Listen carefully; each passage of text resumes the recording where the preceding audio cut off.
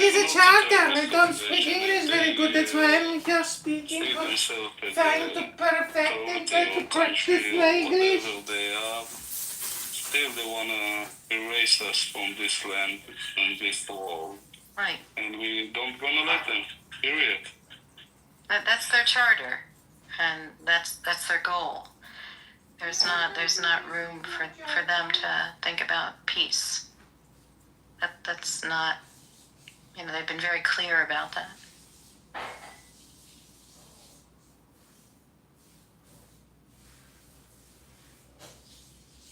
Also, they can't pronounce P, guys. We can't hear you, BB. Come closer to the mic if you can. They can't pronounce P. They wouldn't be able to even pronounce peace. It would be beast with a B. Like pizza? Yeah, pizza? Yeah, like the people. The people instead of people. The pizza, exactly. It's that. So that they don't want nothing to do with the word P, with the letter P.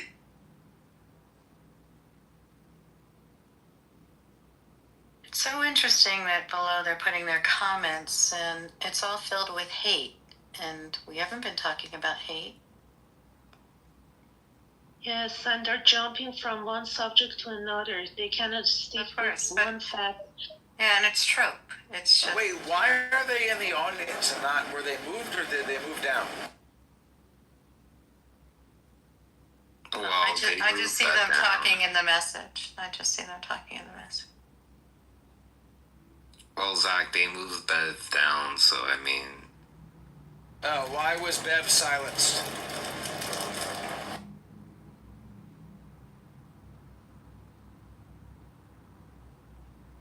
Bev is a bad faith actor. You can bring him back up. You can bring her back up. Baby, you want to bring Bev back up? I'm not bringing her back up.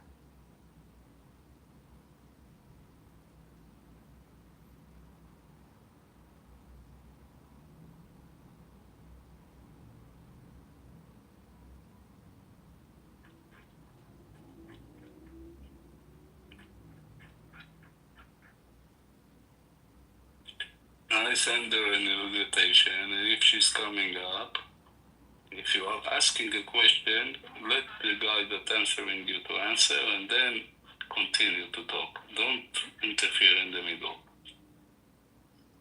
That's not nice. And I hope my English was okay this time. Your English is fine, Shlomi. It seems like maybe now Bev does not want to come up.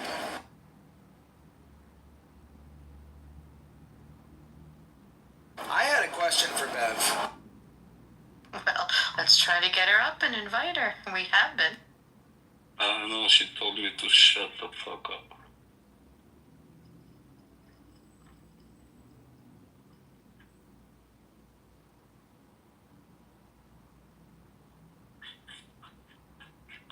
She's silencing me. I'm now the center of her universe.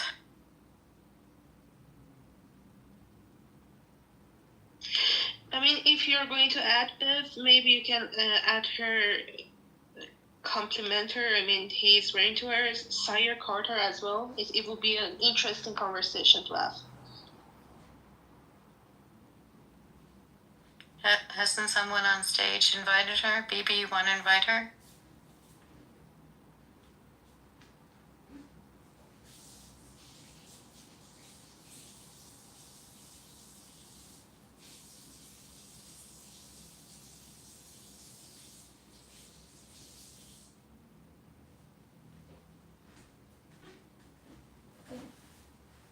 The chatting on Clubhouse is wild.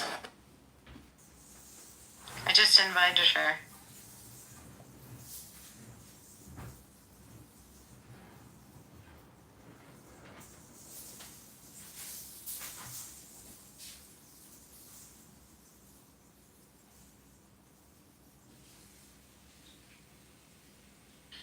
okay, you're not going to play games. Okay, that's great, Beth. Either you come up or you fuck off.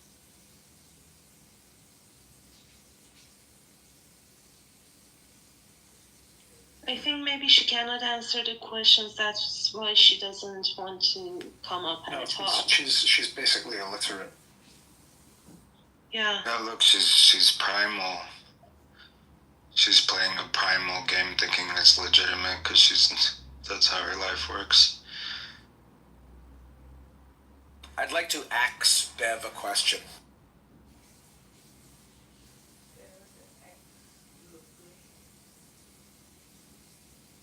Just no respect.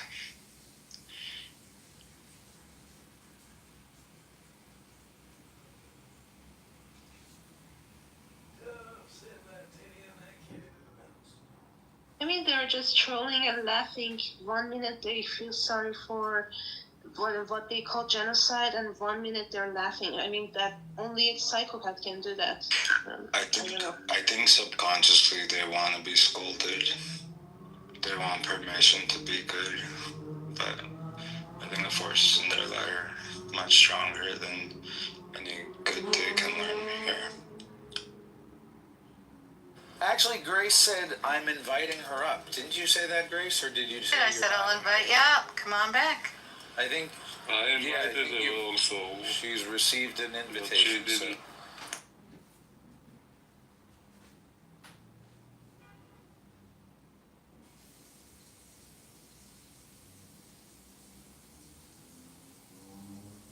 If she doesn't join right now, I think then she has no point to make.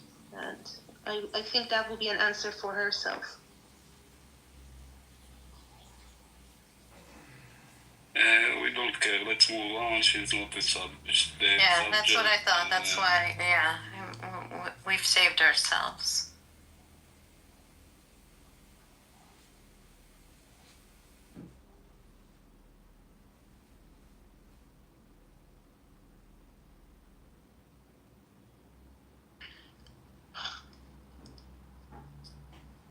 No gossiping. We were just asking you to come up. That's what the people wanted here, and they were happy to engage with you.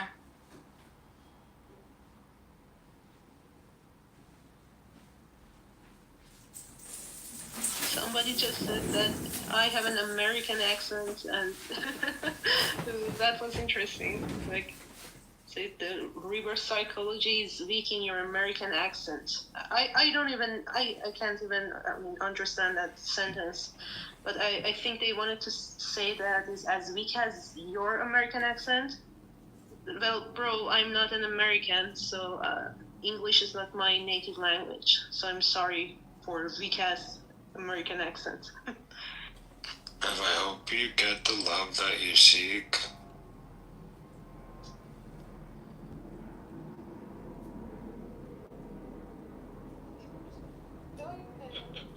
They're just playing games. I mean, it's. Well, that we knew that from the floor. That's why it wasn't necessary for them to be. She's probably having a ball right now, feeling so wanted. I mean, the best action is to stop responding to them, because they had. I think you tried to add them, 3 or 4 times. So I think let's move on with our topic. Absolutely.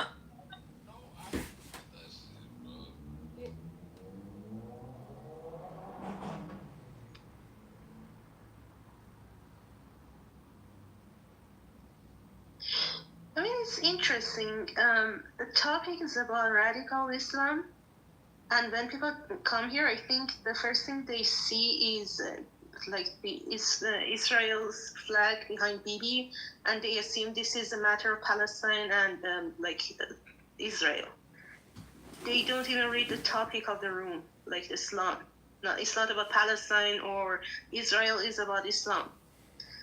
So, what do you guys think about the topic?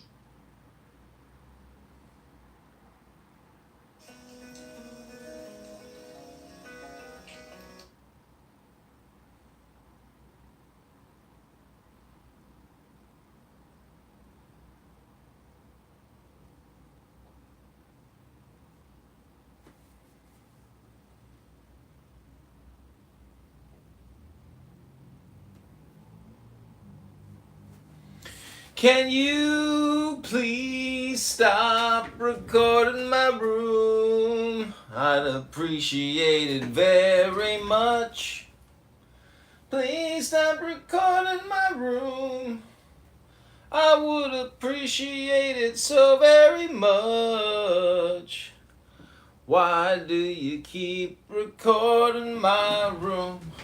I politely asked you not to, but you keep Harry or coming BB back still to here or record my room about nothing. Okay. Do you have a suggestion of how to move the room? Well, yeah, it's the same topic. I think it says Cameron in. If you notice, a lot of these people that are supporting the Palestinian movement are radical. We can't really hear you. Is that BB? We can't really hear you. I'm sorry. BB, you sound like you're talking into a vacuum cleaner, bro. Oh, JB is here. Okay, JB. I got like 50 acres of land and it takes me forever to fucking cut the grass. I'm on a track. Okay. I turned off the chapter in the middle of it. Find out when we do open these rooms and topics, when you do hear the people that are speaking, whether they sound white, Somali, Indian, Pakistani, from the UK, they have one common denominator. We're all radical Muslims.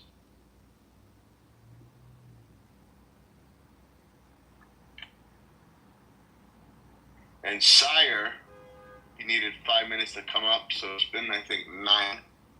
Come on up, Sire. 10 toes down, buddy. Stand there. Say what you gotta say. Yes, sire. Say what you gotta say. Pulling into the driveway. He's on the stage. Oh, is he? Oh, say what you gotta say, bud. You've been like, well, we all keyboard worrying. So, what's up?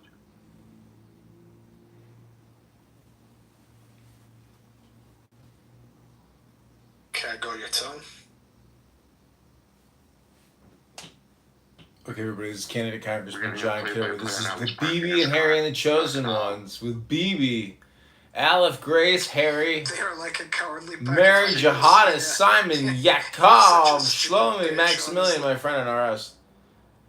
Hope you enjoy. I'm gonna go sit in the other room and get some sun tanning done. Hope they don't play any copyrighted music. Matrix, can you guys hear me? Loud and clear. Loud and Oh, there we go. So, simple question. The UN called it a genocide. I don't want you guys to do the little trick you guys do where you ask a question after I say what I'm saying. I just want the direct question answered. What kind of car do you drive? So you guys are saying there's no genocide whatsoever, and they are lying. The UN is completely lying 100%. That's my only question. Yes, they are lying. Period. yes, they're lying. Fuck the UN. That's it. Well, wait a minute. Was it the UN or was it some little committee? And who was on the committee? I don't know if the UN officially came out and said. Here comes the spin. Go ahead. Well, see the no, spin I think moves. you're doing the spin, No and I'm spin, trying to. we I'm told you. asking for the narrative without My spin. friend, don't ask anything, my friend. We told you straight up. For us, it's a lie because it's not a genocide. And if you go and see what is a genocide, then you will check on the ground what is real, and don't believe the media. Check by yourself. You will see that we are telling the truth. That's it. Okay, so maybe not a genocide, but what would you categorize the wrong findings of the UN as? Misinformation. And also, there's a lot of money also behind it. hating Israel because they Yeah, I are would say- putting us in a place and demanding us things that they are not demanding themselves either. Because if they were in a war, I don't think they will do what we are doing for the community inside of Gaza, preventing injuries or anything else. We are fucking calling them and tell them evacuate because we're gonna bomb, and they're fucking putting a camera and waiting for the rocket to hit. How the fuck they where exactly we're gonna bomb in the same minute, so they can picture it from every angle that they can make. How the hell they know? And if they know, I understand that. Still, Okay. and then wait, then let me finish. And if after they know that we're gonna bomb the place, and they are picturing it, yeah, making films of it, and there are still children around that place, it's not on us, my friend. It's on them. Take the children out. Like, what the fuck? We are warning So- you. We are coming to bomb that place, and there are still children there. So it's not on me, and it's not on Israel. It's on those people that didn't take the children out. So, before you answer Sarah, so I'm going to jump in and speak first, not for Sarah, on behalf of him for a second. So you got to understand, guys. Imagine you're a gentleman like Sire, and you're opening up the news, and that's what you see. The UN's reporting, right? The problem is, Sire, what you have to understand is, not everything we read is true. I understand And that. not I understand that. Well, what I'm saying is also, can we also name one time in war where both sides didn't do anything wrong, ever in history? Oh, listen, and Shlomi can say and agree with it, and so can Aleph, right? They're both Israelis. And especially Shlomi, that was a hostage. We had a room the other day, and he says, I want answers. I do. But I want my hostages, my brothers and sisters, back first. I want to know. And I think we're the first to admit, not every country's perfect, right? The problem is, everybody from the outside lens, and everybody that's being Jews in Israel, especially Israeli citizens and Israelis, like that are even on stages in clubhouses, you guys expect from that angle, I understand. you guys expect them to be perfect, to not make one mistake, not step on a crack when they're walking down the road, anything. Mistakes happen. That's part of life, brother. You can understand that. I understand that, and I feel like the outside world has a problem when you guys, like, you just said it, and you said it easily. It came out without forcing it. Like, you got the logic that I was trying to put out. What the world has a problem with is the defending of the times when you guys are caught in the wrong, and then the denial. That's the problem. Well, some of the accusations aren't true. When the accusations are true, there's an admission of guilt, and people say Israel isn't perfect, but sometimes the accusations that you're making are not true. And so we want to look at the accusations. Like famine in Gaza. It's not true, my friend. They have chocolate, they have everything there. It's not my problem that their own people, Hamas people, are selling it in high prices. Are they getting shot at? It's supposed to be for free. It's aid that people need to get it for free, not to buy it with money. So if Hamas are selling it with money, for money, it's not my problem. I provided the healthcare, I provided the food, I provided Coca-Cola, I provided chocolates, and you can see videos. They are posting it themselves. I don't need to lie or to go and make a video and post it, or to do an AI or whatever. They are posting it. So if those videos we're seeing is AI and it's lies. That goes to the point that I'm talking. No, I didn't say that. Not all of them. No, wait. Some of them. Stop. Man, you're a stage. Stop, my friend. That Stop. Time magazine I didn't cover. say that everything is AI, and I didn't say anything about them. I didn't say anything about them create AI. I said we don't need to do an AI for it. We don't need that. They are posting that themselves. You can see it on social media everywhere. We are not doing it. They themselves are posting it. So I said we don't need AI to make lies. Okay? To try to show that we are okay. They are posting the videos. We are providing the healthcare. But in the end, Hamas is controlling the healthcare and selling those things to the people, to their own people, in high prices. And that's not my problem anymore. Why I need to take care of until the last person that I'm in war with if he got his food or not. This is not my problem, my friend. I'm sorry. And I don't need to explain to you. Yeah, and not your problem. Just like you being whoever got kidnapped isn't the other side's problem. Like, I understand that. It's not because I was kidnapped. It's not my problem as a citizen of Israel, and it doesn't matter if I was kidnapped or not. I don't need to take care of someone that I'm in war with. I don't think that you will think that you need to take care of somebody that is in war with you. Simple. That's simple. To take care of the last person that he will eat. You are doing the best that you can do, providing what they need to take. We are providing the water. We are providing the electricity for the water and for the hospitals and for all of this. Yes, we are providing, even during war, for those people. And we are providing aid from all the countries that are coming. And in the end, people are blaming us. There is a famine there. Which famine, my friend? I was there 8 months. They were eating like pigs. With Israel having the intelligence that they have, right? What's preventing them from going in exactly where they think these people are and then just taking them out? The hostages that are still there, the 21 that I hope that are still alive. And also the fact as well that what's stopping Israel actually going to get these hostages is that they're being used as human shields. It is widely thought that these hostages are all wired now with explosives, which basically means that as soon as somebody comes near them, they're going to kill them.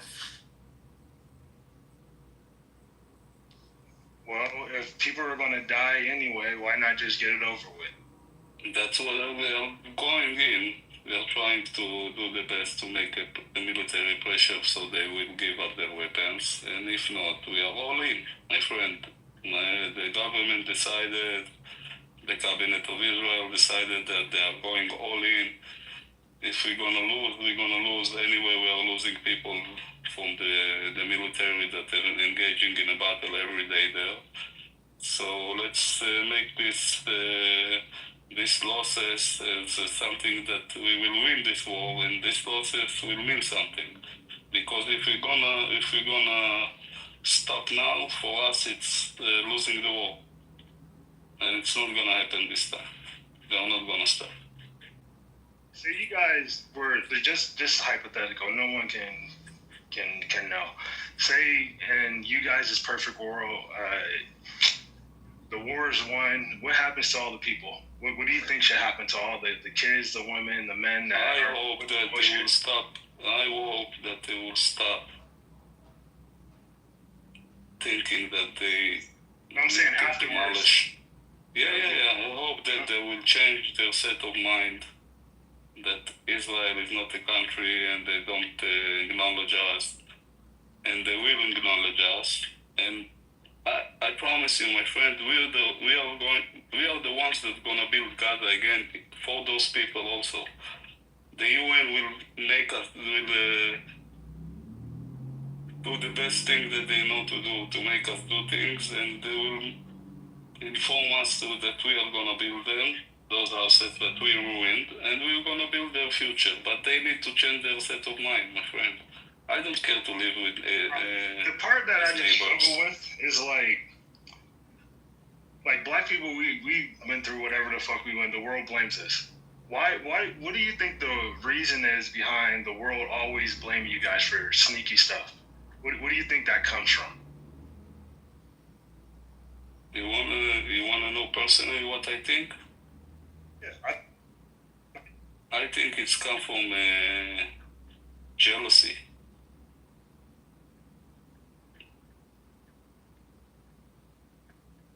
Only jealousy, my friend.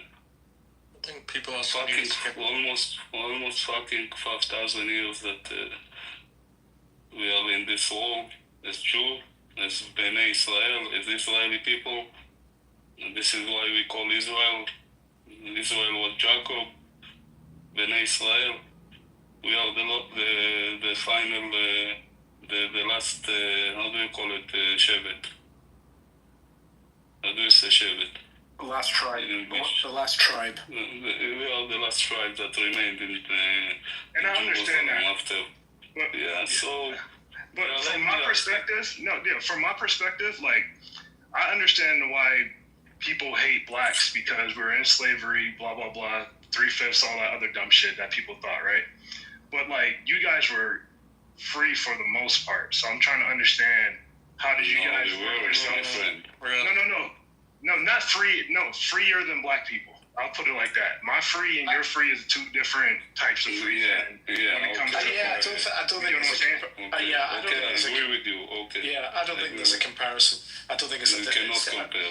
You can't compare it. It's two very different things. You got to remember as well that and we're going back a long, long way. The Jews were slaves in Egypt.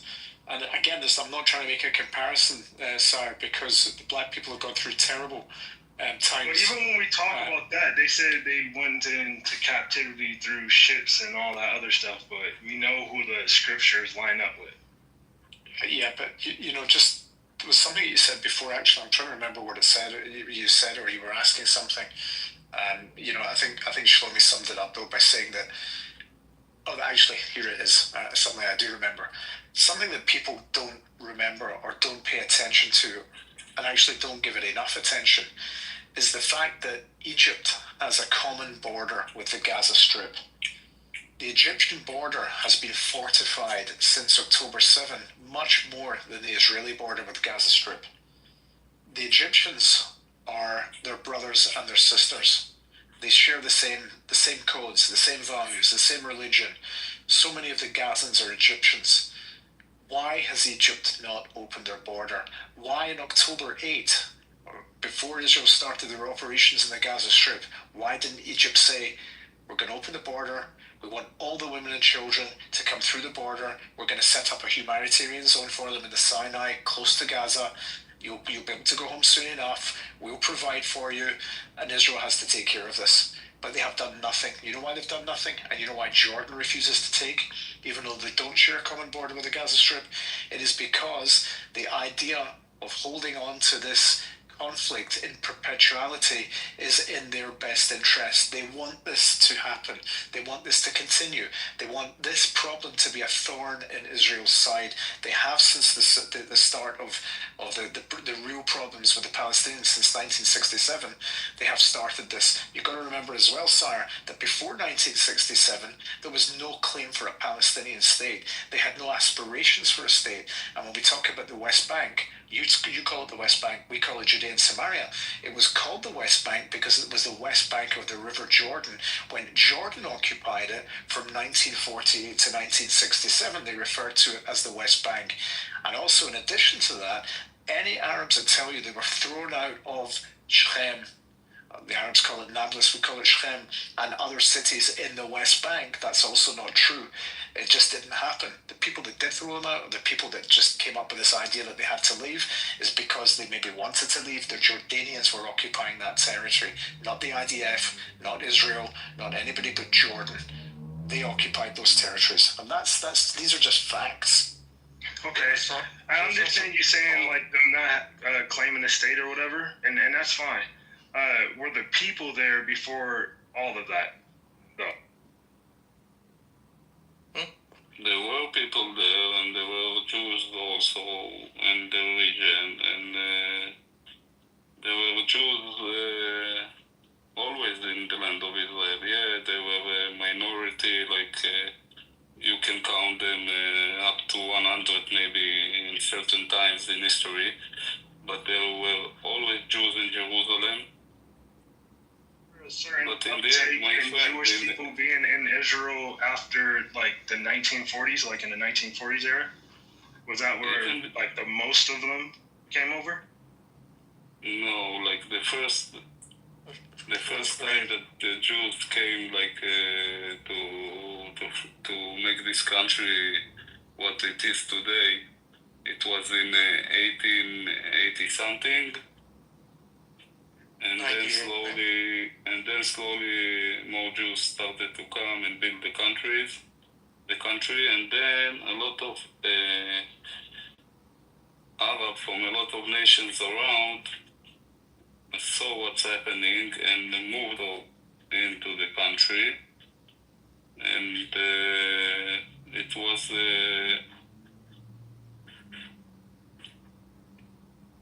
it was cut for everyone in the way that Egypt got what Egypt got, Jordan got what Jordan got, Syria got what Syria got, Lebanon got what she got, and we got a small part in 48.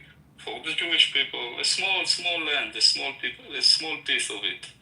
Not including not Judea and Samaria, not the Gaza Strip, not even the southeast city of today's Israel is a lot. Not it, but suddenly it wasn't good for the people, and they attacked us. And when you are conquering and losing people and blood is on the ground after people are attacking you, you will take the land and you don't care. That's it. This is war. It was in history and it is until today. And we took the land and we're gonna live on it because they attacked us and this is what you wanted and this is what you got.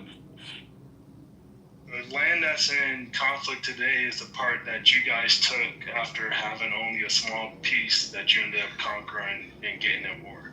That's what you're saying. So the part that they're at. Took is a tough word. When you win a defensive war, when someone attacks you, international law, and you win the battle, you win the war. We're playing semantics. And by winning, you take. So what are we talking about? No, you don't take, it's yours. It's justified. Taking has the connotation of robbing. A war where the conquerors let them have their stuff or let them have their land and didn't take it? No, that's conquering. That's an offensive war. We're talking a defensive war. Yeah, we didn't come and conquer them because we wanted defensive to wars war. in history that they let the people keep their land ever and ever.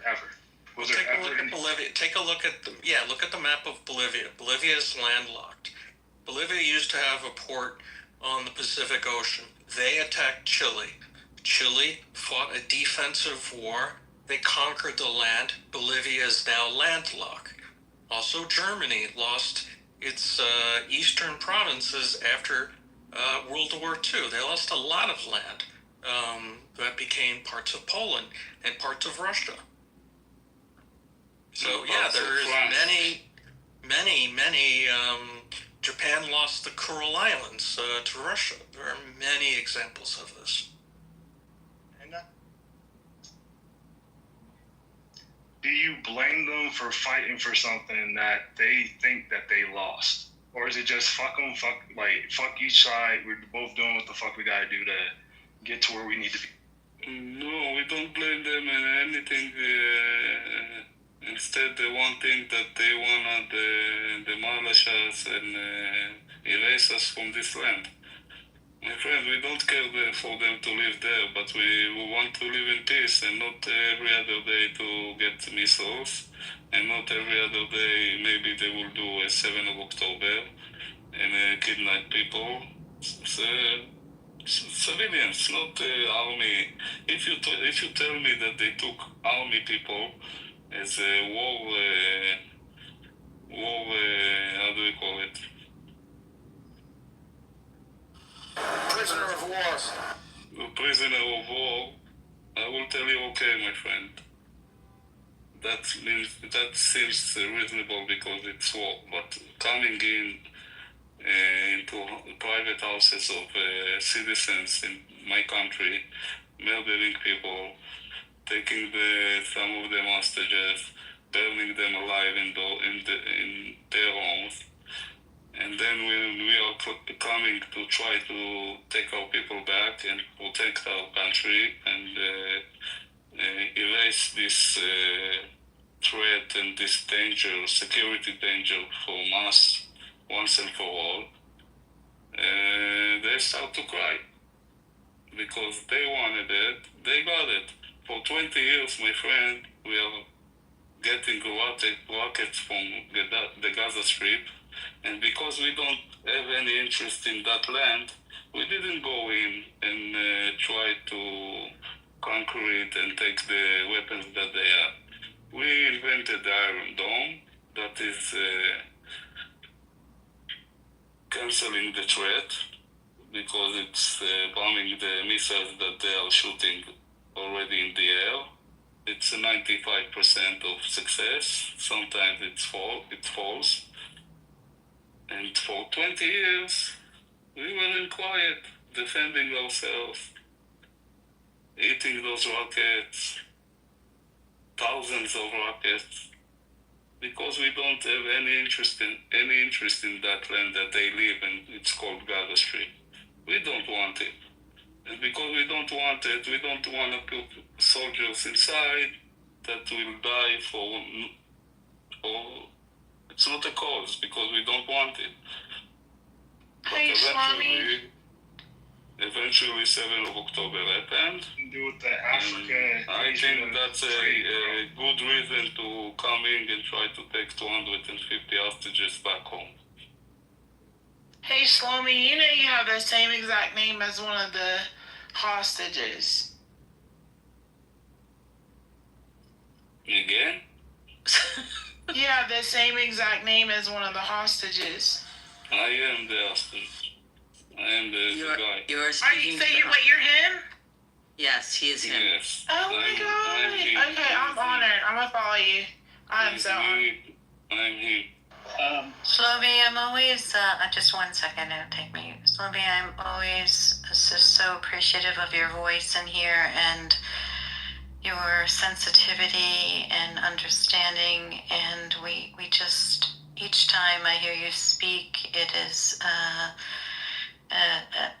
joy to listen to you and to tell your truth and to be so amazing with every word that you said, and kol hakavod to you. Each time my heart just goes to you. Kol hakavod. My question is, Sire, after hearing from Shlomi and some of the other people on the panel, do you look at it differently, or do you understand, I should say, do you understand the conflict a little bit better? No, I understand you guys' perspective better, but I also, it's just the part that I brought up earlier of never wanting to admit the wrongdoings. He got on here, he didn't sugarcoat shit. He said exactly what I was saying, and without trying to paint the innocent, 100% innocent type look. So I respect that. Nothing, Sire, just something I do want to say to you. First of all, you've been extremely respectful. This is a conversation with people like you that we can have. Somebody that wants to listen, somebody that wants to learn, somebody that has an open mind to be able to absorb things that people are saying to them. Thank you, well done. I appreciate you, Sire, and I thank you for being here. And I would agree with the sentiment that you just said as well. Look, Israel is not a perfect country. The government is not perfect. We make mistakes, and it is okay to as the Israeli government. It's a democratically elected government, and it's okay to criticize. Especially with them trying to step in with us, trying to take away passports and shit, or that I don't like other countries having influence over us. And that's my main. Can you expand upon? Again, my friend, I didn't fire from jobs. They're trying to write certain laws into not speaking against Israel. They have you can't ban Israel goods and all that other stuff. Like, if we as a country should be able to make decisions for us without having to think about. Those are Americans lobbying the government. These are not foreign governments lobbying. It's illegal for them to do that. These are yes, but why are they lobbying? They're lobbying because they have relationships with those countries, right? So even indirectly, it's still influence. They believe that what's good for Israel is good for the United States, and they want to foster that relationship. And there is no law even being contemplated. You mentioned talking poorly or something, paraphrasing about Israel. There's no such law being proposed in the United States Senate or Congress. There is no law. I think we are cooperating in a strategy the both country. Law, law has to be passed. I understand that. They're lobbying, like you said beforehand, to put things law.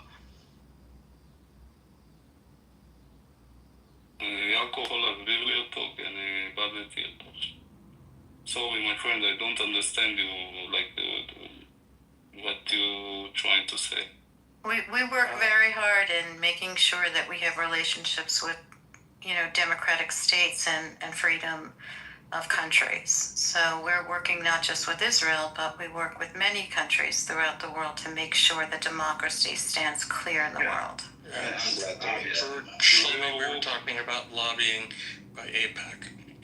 And AIPAC is a very small lobby compared to the oil industry, compared to the you name it industry. They pale in comparison to many other lobbying groups. Like why we are lobbying ourselves in America? I think mostly it's business, my friend, like making money between companies. Like 90% of it and 10% of it is security and a strategy for the future.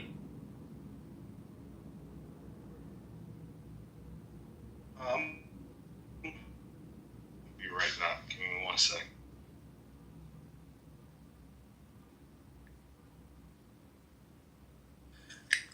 I was just gonna ask, as far as what you've been through as a hostage, where do you go from here as far as getting yourself together? I would expect you would never get through it, but if someone else was to hear your story and they're going through somewhat similar of what you're going through, how would you get over this?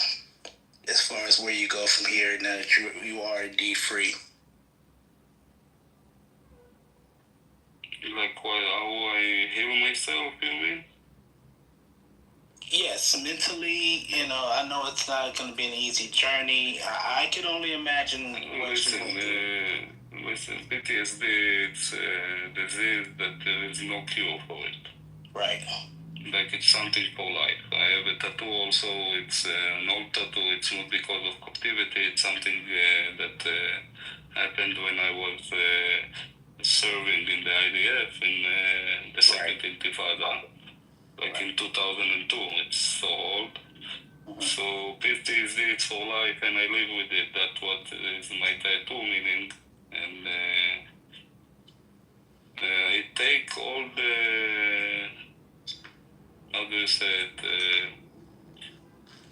When I was in treatment, let's say 8 years ago, I got a lot of tools how to handle myself in life with the disease. Right. Okay. And in captivity, in real life, you use it in certain times that you have to use those. That sometimes you get triggered, or sometimes you are waiting in line and you don't have patience, and you work on yourself how to have patience and not lose your mind.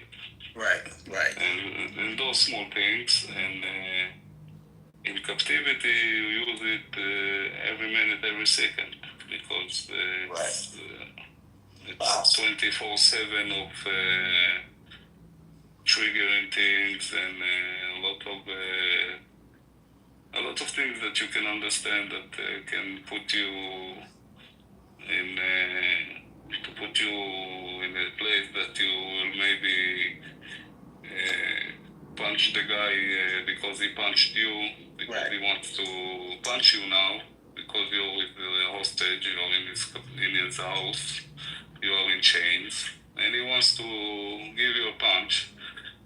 And you need to work on yourself not to give a punch back or to say something, because you don't know how you will end this situation. So it's every second, and because I use those tools there, it's like it's planted inside. So today I came out very strong. Does anybody have Scotty blocked? He's trying to come in. He would like to speak. Does anybody have Scotty blocked? I don't think It has so. to be a mod, right? It has to be a mod that has a block put in. But real quick, the Bible speaks of our faith. When you were there, did you ever feel like you were losing your faith, or did you always, in the back of your mind, knew that God would release you? I didn't lose faith, and I didn't ask him to release me. The only thing that I spoke with him, and the only thing that I said is we have the sentence is Shema Israel, Adonai Eloheinu, Adonai Echad. It's listen, Israel. We have one God, the only God. Right. And in the Bible, we're supposed to say it in the morning and before you go to sleep. So I said this in the morning and before I go to sleep. And I said thank you every morning that I woke up and the house is still there and Israel didn't bomb it by mistake. Right. They don't know. Right. And when I went to sleep, also thank you that the day went through okay, and I'm going to sleep now, and nothing happened, and I'm still alive. So it was always thank you, and hope that someday I will go home. So were you allowed to pray, or was this something you had to kind of hide from them? I did it. I did my prayers with myself. Okay. In the morning and in the evening, and I don't have the book and the tools to pray totally as a Jew like we do there. So I did my things. I don't think that they will say something if they will see me praying or something like that. I don't think that they will care. Okay. Eventually, I think they have respect for religion. You know what I'm saying? Yes. Because they have their own religion. So. Right. Yeah, I'm kind of non-denominational. I came from the Baptist faith, but I've always respected the laws of Moses, the Jewish faith, and things of that nature. So it was very interesting to hear that through your hardships, you were released. We're not going to say exactly free because I feel like we're all a part of the same conflict. No, I was freed. Freed. Yeah, but because they came in and took me in an operation. Right, and blessings to you, and I'm very happy that you've gotten where you need to go. I would want to listen. The platform of the world today is that. I personally would never have said that. But did he deserve to die for that? I don't think anybody because... No, I didn't. Yeah, I don't even believe in the death penalty, dude, so it's kind of like that's a no, but I'm simply saying the idea of, and don't get me wrong, I am not a liberal. Why do people keep saying it, though? Why do people keep bringing up this point? Because people are telling other people that they're not supposed to. No, you can feel how you want to feel about him as an individual. I think it's more prominently about the concept of a man who was shot dead.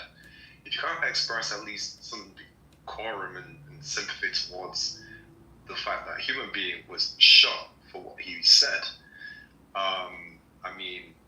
that's where the problem lies here, because that's where you're opening up the door for more terrorism in whichever direction. You've just got to kind of recognize that regardless of where you fall on the political spectrum, you can say whatever you want to say. Bad ideas should be beaten by better ideas. You shouldn't be out here shooting people. And as long as we can recognize that, irrespective of what you felt about what the man said. Yeah, but but you're missing my point, right? My point is that a group of people did not shoot Charlie Kirk. One guy did. We don't know that, Daryl. Hold on. We don't know that. And that's actually what's being investigated as we're speaking, as to whether this was a whole group that had noticed. and what the involvement was of the group he was in that channel with. We really don't know, and you don't know if there's accessories before the fact, accessories after the fact. You just don't know everyone that's implicated in it. By the way, for the record, guys, hold on. I just want to say one thing, Daryl. Go ahead, Scott. For the record, Charlie Kirk also said about someone who was assassinated, he was awful, not a good person. That person was Martin Luther King Jr. He said that December 2023 at an event hosted by Turning Points Political Rally. Said King, who was assassinated, was awful and not a good person. So, he said that about people that were assassinated. My thing is I'm trying to use very specific words, right? I'm not talking about, a group of people who conspired and all. I'm saying one bullet, as far as we know right now, one bullet killed Charlie Kirk, and that one bullet was fired by one person, unless there were 15 hands on the rifle. So one person who we seem to believe is in custody is the one who fired the bullet that killed Charlie. It does not mean that to the people who Kirk may have offended or insulted or, made disparaging comments about, you can't tell people how to feel. Like if you had a neighbor, right? If you had a neighbor who always made noise or who just would tell you that, come out of the house and piss on your lawn and turn your lawn yellow, and something happens to your neighbor, you don't want that to happen to your neighbor. But let's admit that human beings are human beings, and human beings dislike other human beings. It's not fair. This is just me. It's not fair to tell people what to think and feel, and just start taking stuff off the internet, because that is how conspiracies come to be. All of these sites that are now scrubbing all these really nasty things that Charlie Kirk has said are being scrubbed from the internet, and I would personally like to know why. And I will say again, like I've said, hold on, for the past 2 days, before June, I had never heard of this guy. I had never even heard of him. I've got no dog in this race. It's funny what is happening, and what is happening is only going to lead to more anger on both sides. That's just my opinion. I think Beaver came up, wanted to speak. Beaver, do you want to say something? I'm wondering these nasty things. I don't have any problem with what he said about the pilot thing. If he's talking about the context of DEI, and if those programs were pushing people, I think it was all based on that presumption, like that hypothetical. If they're pushing people through that aren't qualified, and if I see a black pilot, I'm gonna wonder. That's a natural human thing to question. But not everyone agrees, that Beaver, with the assumption that means the standard was lowered. I guess you also you have a flaw in your logic. No. If it's based on lowering the standard, that there are black pilots, not only in commercial airlines, but there are black pilots in the military. Correct. Black people fly all the time. So when you say it's a natural human thing to wonder if a black pilot... No, you're misunderstanding that. I'm telling you what... You let him just finish for a second and then jump in? No, I think Kirk was saying if the standards are lowered based on DEI, then people will wonder, is this person qualified to fly me right now? And that in itself is a natural human thing to wonder. So I think things are being twisted, what he said. I think people are hearing words and phrases and then automatically saying, guy was a racist, he was a horrible person. But from everything that I've seen, all accounts are that he was a pretty good guy. Just to piggyback, and then Daryl, if you want to jump on this, after the Harvard decision came out on affirmative action and all the evidence and the arguments came out, and you saw how some of these students were getting accepted versus other students, you take a pause and you think, okay, I used to pay a premium for a Harvard graduate. because I knew they were the best and the brightest in the country. But now the best and the brightest in the country were not going there. That's not who they were educating. So if you're going to pay that premium, what are you getting on your premium? And that came out after that court case, that people were wondering, have these top universities wholesaled themselves in terms of the people that they're graduating, and are they graduating what had that extra premium you would pay for as an employer for the Harvard student. So what Beaver's talking about is one thing, but that definitely translated. It translated to law firms that were hiring out of Harvard Law. I mean, it just does. So whether you're hearing that or not, that part translated. I want to make sure I understand. You're saying that the value of a Harvard law degree went down? The value of a degree from the university went down when everyone heard the evidence on what their acceptance requirements were, and the idea that you got the best and the brightest in the country. You were not getting the best and the brightest in the country because they weren't accepting them. And that came out, if you followed that case and you followed the evidence that supported and why they won, you could see, and you could see what came out statistically and what they showed evidentially as they were arguing that case. That's why would I pay an extra $100,000 a year in salary to what I think I'm getting the top in the country, and they weren't educating the top in the country. They wouldn't accept them. Okay, I got it. I just wanted to like it or not, Jane, I'm not liking it or not. I want to understand what you were saying. Thank you. Well, That's it. I'm hearing a bunch of ifs. Beaver just said 3 ifs, right? Like, if it's based on DEI.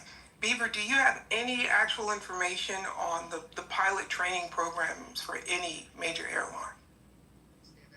No, but that's not necessary if you're just. Okay, no, hold on.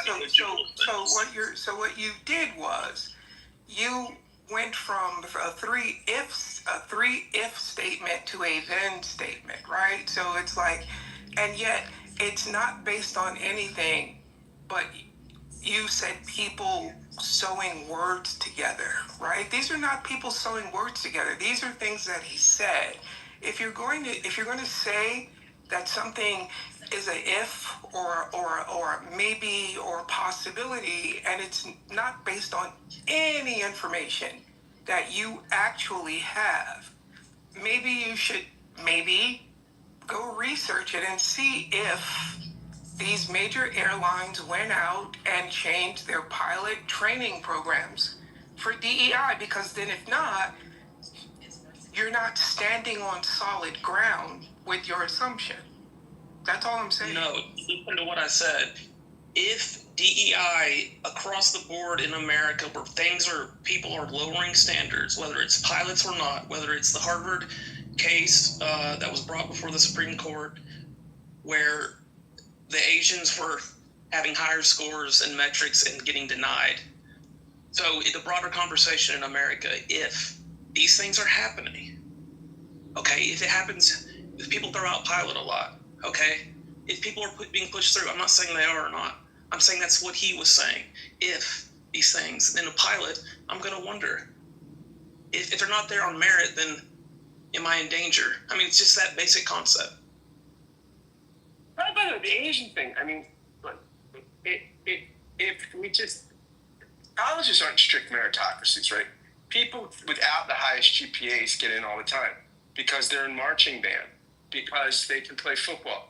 Because if we just went by grades, there would be no boys on campus, and girls that are heterosexual would have no one to date. There's DEIs for boys all the time because women want somebody to fuck that are straight. There's all kinds of stuff that colleges do, right, among qualified applicants to sort of make sure that the community is reflective of a certain kind of social environment. And it's interesting. I looked this up today for another conversation, but on the whole, college admission standards have gone down in the past 12 or 13 years. for colleges in general. Elite colleges have gone up. Like Brown has gotten twice as selective over the past 10 years. And the Harvard admission rate is 3.8%. Okay, 3.8%. That's tougher. When I got into my doctoral program, PTS was one of the more competitive grad programs in the field. And they accepted 10%. 10% of the applicants got accepted into the program, like 20 people a year. However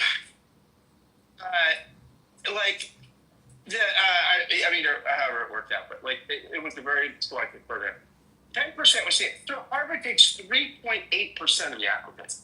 That's extremely selective. Scott, look at the evidence from the case. Look, don't blame the messenger here. I'm just telling you there was a fallout. No, I'm not saying that. I'm not saying that. About it. You can ask. You can ask. What I'm not saying, Abby, okay. I'm not denying, Abby, that somebody got into Harvard, right? That if they admitted 2,000 students, that they did not admit the 2,000 best objective test scores and grades. I would completely acknowledge that. So would Harvard. But that's not what any college does, right? If it was a strict meritocracy, you'd have to not even look at names on applications. Then go argue that with the hiring partners at the major. Yeah. I mean, again, don't kill the messenger. I'm just telling you that as a result of that case, it tainted the degree. That may be the case. That may be the case. I mean, that may be the case. I don't know. I don't disbelieve that people might look at that case and think, what's Harvard degree? Or I'm just saying it's extremely difficult to get in. And universities aren't meritocracies. All Ivy Leagues have legacy students, right? People whose parents are they always have mostly white students, right? They always had legacy. That exists. I have a kid who's an Ivy graduate. I can tell you the whole process and going through it. However, again, don't kill the messenger. When the evidence came out, it tainted it. So what Charlie, I was interesting how Beaver said that, because I haven't heard the recording. I'd like to hear it and hear his words.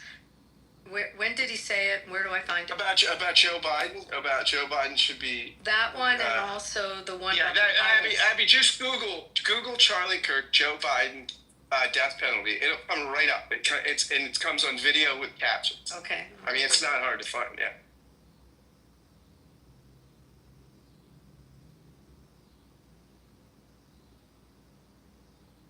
Anyway, Daryl, I understand what you're saying. And it's not that people have to like the message. Again, I think the message is the outrage of assassination, and that's got to be the message from both sides, constantly and driven home. If I can just address. Go ahead, Arthur. Beaver, really quickly, just about the pilots and the DEI. That's DEI is lowering the standard, expanding this who's getting interviewed. Simply, that's all it is. DEI is not lowering the standard. It's just making sure that more people get interviewed for the job in that land. Let's examine that from a critical thinking point of view really quickly, if I may. So you're saying that DEI only has to do with interviews and has nothing whatsoever to do with hiring. Is that what you're saying? Yes. Okay. Now, hold on. No. Wait a minute, please. Wait. Hello. I'll give you a chance to respond. Do you have any evidence that says DEI only applies to interviews and does not apply to hiring? What evidence do you have, if any? Well, how do you separate the two? No, sir, if I may. Question. And you're not answering. Sir, you're not answering it. You're not answering the question. The question is very simple. It's really yes or no. Do you have any evidence? Now you can say, Steve, I don't have evidence, but this is what I think. Or, Steve, I don't understand what evidence is. But your response was, how do you distinguish between the two? If you want a link, I'll give you a link. No, sir. I don't want it. Sir, the answer is, I don't want a link. I don't want to be, and you might not have been here a half hour ago when we were talking about Charlie Kirk having debate with college students, and they were constantly looking at their phone. I don't want to look at a link. I want to hear it from you. Okay, what evidence would you like me to present to you? I will answer, sir. I will answer that, sir. No. Steve, let me answer. Sure. Steve, all I'm saying is, if yes, I can present evidence, I can say these things, but that's just me saying it. It's not bringing facts to the table. But I can say yes, and then you can just accept that. Yes. I'll rephrase my question. Can you bring any evidence to the table? No. Can you bring any evidence to the table that says that DEI only applies to interviews and does not apply to hiring? Yes. How would you like me to present that evidence to you, Steve? English. Let's hear it. Give me your studies. Give me your studies. Give me your statistics. Give me your sites. Let's hear it. So you want the websites? You want the papers? How would you like me to get that? Do you want to email it to you? He wants you in a conversation to be able to quote the source. Quote the source. Thank you. Quote the source. That's what I want. Quote the source. Okay, Can you? Yeah. Go ahead. Yeah. So what I'm going to do is I'm going to get the actual source so I can quote it too, because I don't have it memorized, Steve. It's not how I operate. So I'm going to get the information. I'll come back in a moment, and I'll present you the source. That sounds great. Take your time, and what I want you to do is someone is speaking, wait till they finish, and then say, Steve, I've got my sources. I want to tell them to you now, and we'll go ahead and we'll put you right to the front. You got it. I've been Googling. Can someone help me with this? I cannot find that clip. Well, I found a description of what DEI... No, the clip about Joe Biden. I can't find it anywhere. Sorry. It just... Norm, Norm, you missed it. Somebody spoke about 5-10 minutes ago about Charlie Clerk saying that Joe Biden, I forgot. Something horrific. Daryl, were you the one that had it, the quote?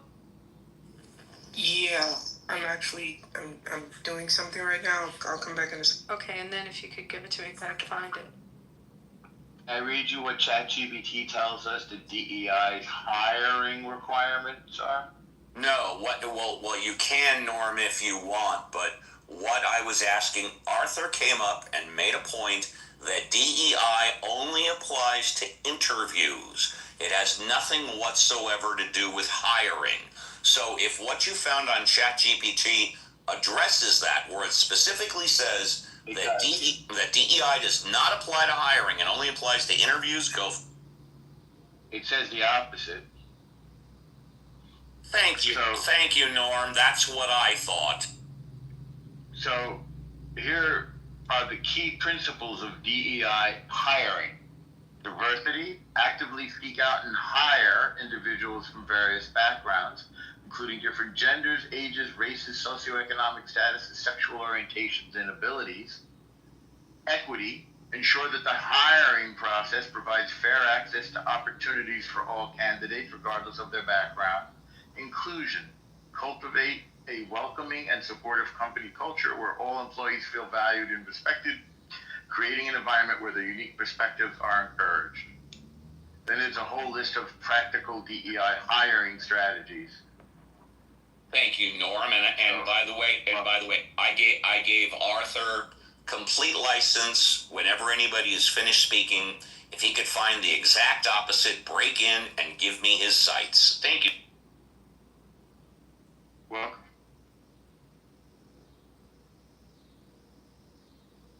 Then there's constant checking of, there's constant, I want to use their words, constantly analyzing DEI metrics to drive improvement.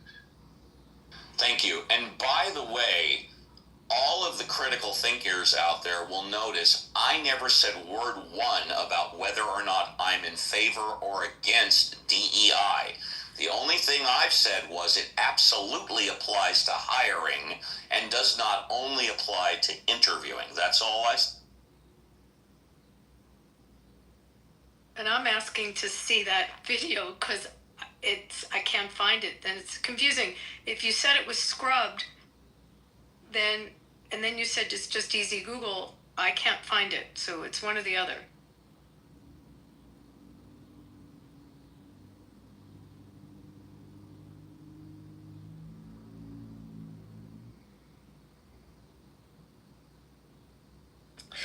Well, I just came up. I'm getting ready for something, so I can't be in here long. But something became very clear to me as I was listening to this conversation, right? And it's that we all may have different ideas about what constitutes a racist statement. I believe that if you see a person and presume that their capabilities are somehow compromised because of the color of their skin, that is a racist statement to me. And it's possible that the reason that we're not finding common ground is because we have different definitions of the term racist. And so, in a way, these conversations end up feeling kind of futile because, the idea, I think that is an outrageous statement to make. And maybe we'll disagree about, we can't get to a space of agreeing about how people want to think about and reflect on this time in history, because we want permission to feel and justification to feel that racist tropes, racist statements are okay. And oddly enough, I will fight for you to have the right to do that. You can feel however you choose to feel. I think where this goes wrong is when people try to talk other people out of how they feel. I don't get on a plane and say, wow, this guy is a white guy. I wonder if he's a school shooter. I wonder if that would be outrageous. I wonder if his kids are, that would be outrageous, because it's making a decision about an entire group of people based on their race. Now that may not matter to you. That may not offend you. You may not be disturbed by that. You may not agree that that is a racist statement. So can we just agree to disagree? This thing that we're doing of this cleansing, this redaction it's bizarre. Just say it with your whole chest. Just say it with your whole chest. Just do it and be out and proud and loud and just stand by it. I will say it. If it wasn't so... I will say it, nigga. I will say nigga. There we go. Thank you so much. You proved my point. That's exactly that's where we are. If that's how you feel, if that's what you think, just own that. Harvard has 40% legacy admission. 40% legacy and athletes. Are you kidding me? That means, when you look at Yale, you think George Bush, you think, I could go down a whole list of people who were not mental geniuses. But we don't have any problem with those admissions. Go argue that. We're going to sit here. Partners for front Denise. I just said, don't kill the messenger here. I'm just telling you the fallout. Abby, you said, when I heard you what you said. You said there's always been legacy. Yeah, there's always. And I'm telling you, Legacy emissions are not a problem. Legacy emissions are not a problem. It's the seven black people that got into Harvard. Listen. I didn't interrupt you. I sat and I listened to you. I'm speaking now. Yeah, but don't put it If in that's my okay. words, because I was. Tell you what, let's hey, hold on. Let's let Denise take as much time as she wants. And Denise, the only thing I'm going to ask, and I'm sure you can comply, don't quote Abby. Just say whatever you want to say in your own words. I'm sure you'll do that. Yeah, I mean, I don't even have to. We've established it. It's whatever. I just want us to listen. If you can't stand by the words you say, that's your problem. If you're not proud of the words that you say, that's your problem. If you revere someone and there's this effort to scrub every comment, listen, if you say he was a champion for his position, he was an aggressive, outspoken, there are a lot of things that you could say that are 100% true. I think that where we're having the problem is this campaign to persuade me that somebody that says when they see a black pilot, they're not sure if they're going to be safe on that plane is not racist. That is outrageous to me. That's an outrageous thing to say. So if you feel that, we're not going to be aligned. You're not going to convince me. You're not going to persuade me. So then what are we talking about? Just hold on to the beliefs that you want to hold on to, and I'll hold on to the beliefs that I want to hold on to. And we just agree to disagree. And before we go to Abby and the new people that just came onto the stage, I just want to say for the record, for me, when I hop on the plane, the first thing I think about is how long has it been since the captain had a drink, and did he get 8 hours of sleep last night? That's the only thing I give a shit about the captain or the guy that's flying or the gal that's flying my jet. By the way, I got receipts. Hang on. In the chat. Yeah, okay, Image, go ahead. Go ahead. In the chat is the No, please tell me. Please, my eyesight sucks. Please tell me. Okay, so I just posted a link to the video. I don't care about the link. Just tell me what it says. July 2023, where Charlie Kirk calls on his podcast for Joe Biden to be. This is Reverend Scott. I'm sorry, Reverend. Yeah. This is I just posted the link to where Charlie Kirk says his own show, Joe Biden should be executed. I posted it too. I didn't see that Scott had did it, but I posted the Reddit link too. All right. So I think it's interesting that Abby seems to be saying she couldn't find it, and yet I just Googled it again, and it's all how over. Old are you? Why? Because I'm a lot older and I'm not good with finding. And she doesn't look it though, because I hung out with Abby in person, and she does not. She doesn't look. She looks like she could Google faster than a 35. Thank you. All right. So Abby, did you want to respond? Just do me a huge favor. Just do me a huge favor. Don't quote any prior speakers. Just say it in your own words. I'm specifically saying articles I read, talking to people in the industry, and the fallout was the fallout. I'm not promoting it. I'm just stating that was the fallout after that case. With respect to having natural biases, you want me to own one? When I go to the hospital, I get really happy if my doctor is a Jewish doctor. So there's an absolute bias. You can like it or not, I'm going to own it. Okay? It makes me feel good when that happens. When Ronald Reagan was shot, he asked the doctor before he put him under anesthesia if he was a Republican. Right. I mean, we all have our...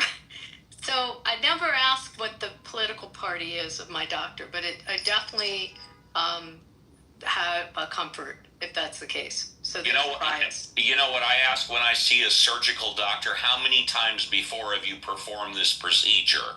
That's what I ask. But nevertheless, Necro, have you spoken yet? JCS, have you spoken yet? No, I haven't. And okay, JCS, you're before him. Did you speak or did you want to? I'm not done. One last thing. And the reason is because I know what their mothers put them through. bring them. You're welcome. Sorry. That's okay. Okay, JCS and then Necro, I think, is the order, I think. It's rare that I don't have something to offer, but much of what I said was in the chat throughout the duration of the conversation, so I'll just leave it there. I gotta go to the gym, but thank you. All right, I show Necro and then Arthur, who we're waiting on, and then Lana. Hi, Necro. Yeah, I just want to be clear about understanding well, I just want to understand essentially what specific topic. Is it all mostly around Charlie Kirk and his legacy? Because I know that's been around for the past week. Thanks. Anything else, or are you good? Well, I just wanted to clarify that. Is that really what the subject is about? The subject's about anything anybody wants to talk about. It's an after party. It's a popcorn. Okay. Well, I mean, to me, since I heard about, it seems like there's been discussion of Charlie Kirk. I mean, to me, I ultimately see is like, you have a lot of people who have, of course, been putting about a lot of the, rhetoric that showed a lot of Kirk's controversial side, ultimately. And to me, and of course, you had Dwayne Johnson's daughter who made the claim that if you don't want people to say, nasty things about you when you're dead, then don't say nasty things while you're alive. Yeah. And so, to me, it's like, in general, I mean, I'm not a person who feels the impulses to do that, but I think all opinions are valid on the subject. But I think essentially the same people who want the legacy that Charlie Kirk was known for being a person who championed free speech, the greatest way they can insult his legacy is by, like I heard on the news the other day about a story. I mean, I haven't looked at the story, but I heard of like a guy who was apparently arrested for celebrating Charlie Kirk's death, which, you might I mean, it's like, as shit as you think it is. He got arrested because he went and destroyed part of a vigil. There were people around it, and then there was a thing of like flowers, hearts, and notes. He probably got charged with destruction of property. Okay. Well, I mean, like I said, that if that was the case, but I mean, regardless, I have heard people who have said that essentially that people should be in jail online. Like I've seen people on Facebook saying that, people have, should be in prison for celebrating his death. I mean, which is like, yeah, you can say it's shitty, but it's like, it's still something that's protected under the First Amendment, like under free speech. Yeah, and I'll give you my personal opinion, and again, I'm no lawyer, but where you cross over the line, you are absolutely allowed. Unfortunately, if someone died or was assassinated after the fact, you can say, I'm glad they were assassinated, I'm glad they're dead. That's protected. But once you advocate for assassinating or killing somebody in the present day or the future that's currently alive, that's where you step over the line. Uncle Steve, let me tell you, yes. Ann Bondi, the Attorney General, disagrees with you. Really? She single-handedly is overturning Skokie today and says that people will be gone after by the Justice Department for hate speech. David French, he knows his Constitution pretty well, said, this is crazy that hate speech, there's no hate speech exception in the First Amendment, but according to Pam Bondi, there now is. And as Attorney General, she said she will be enforcing. Yes. However, we should clarify that hate speech does not require an element of inciting violence or breaking the law. For example, here's some hate speech for you out of my mouth. I hate the Nazis, and I wish that they will all be disbanded. That is hate speech that's protected. But if I say members of the Nazi Party should die or be assassinated, that's where I cross over the line from hate speech to inciting violence.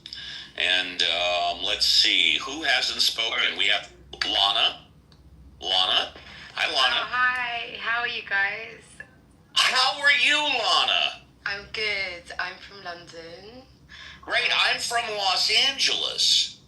See, I love it. We're already connecting across the pond. Great minds think alike. What would you like to contribute? Do you know what? I'm grateful to find a room that, celebrates diversity and brings people together. And I'm finding, I'm Jewish. I'm living in London. I just came back from Israel, and I have experienced so much. I hate the word hatred, but there you go.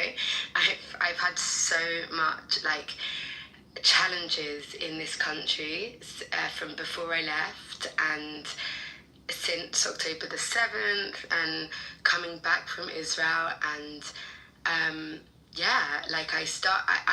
quite a person that stands up and can, normally stands up and is celebrating who I am, and I'm a singer and I run live music nights, and I've never felt, I've never found it difficult to wear my Star of David or, my yellow badge about the hostages or anything like that.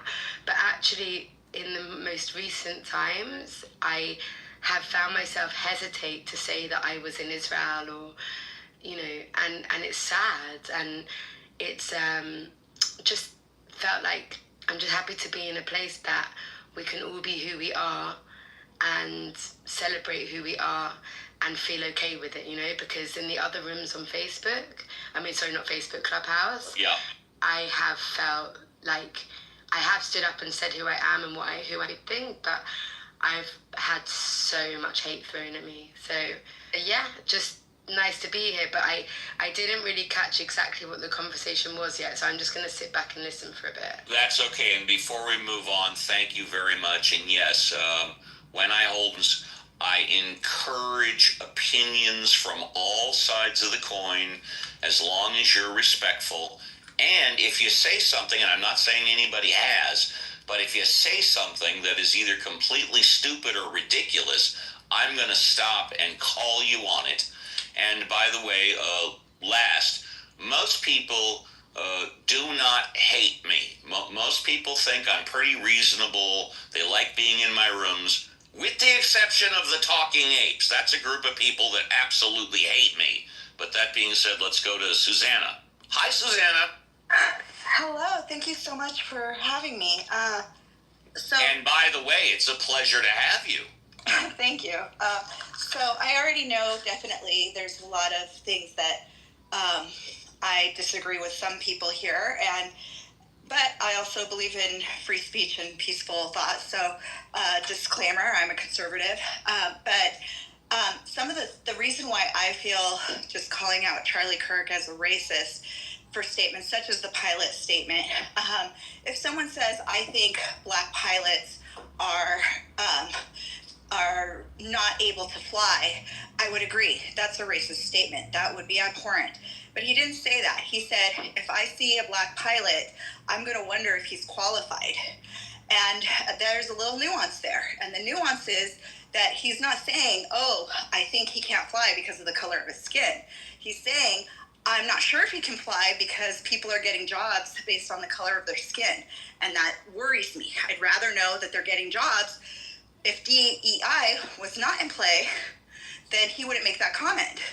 And every single comment that I hear about him, that he's racist, if there's more context to it or you understand what he's talking about, I feel that it is pretty much unfounded. And I can see this because his best friend was Candace Owens. And then I also hear a lot of people go, oh, well, if you have a black friend, that doesn't mean you're not racist.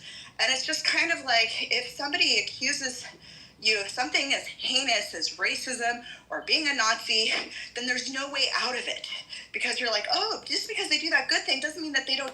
Well, yeah, actually it does, especially when you don't have concrete evidence to show otherwise. But not only was he best friends with Candace Owens, he had her in prominent positions. They worked together, they traveled together, and it wasn't as if he had some sexual kink. They were friends. They were like brother and sister. Are you sure you're not thinking of Ben Shapiro? Ben Shapiro, she used to work for Ben Shapiro. She didn't work for Charlie Kirk. Well, you that's true too. Before Ben Shapiro, She doesn't worked know with any real Charlie facts. Kirk. She's just here to express No. her feelings. But that's not true. Both things can be true, buddy. Because one is true doesn't mean that the other is not. It is a fact. That's not what I said. What I said was, I think the thing you're talking about is not Charlie Kirk, because he didn't employ her in any positions. He certainly wouldn't set foot anywhere near her now. She has gone off the deep end. Actually, that's not true. That's not true. You're misinformed.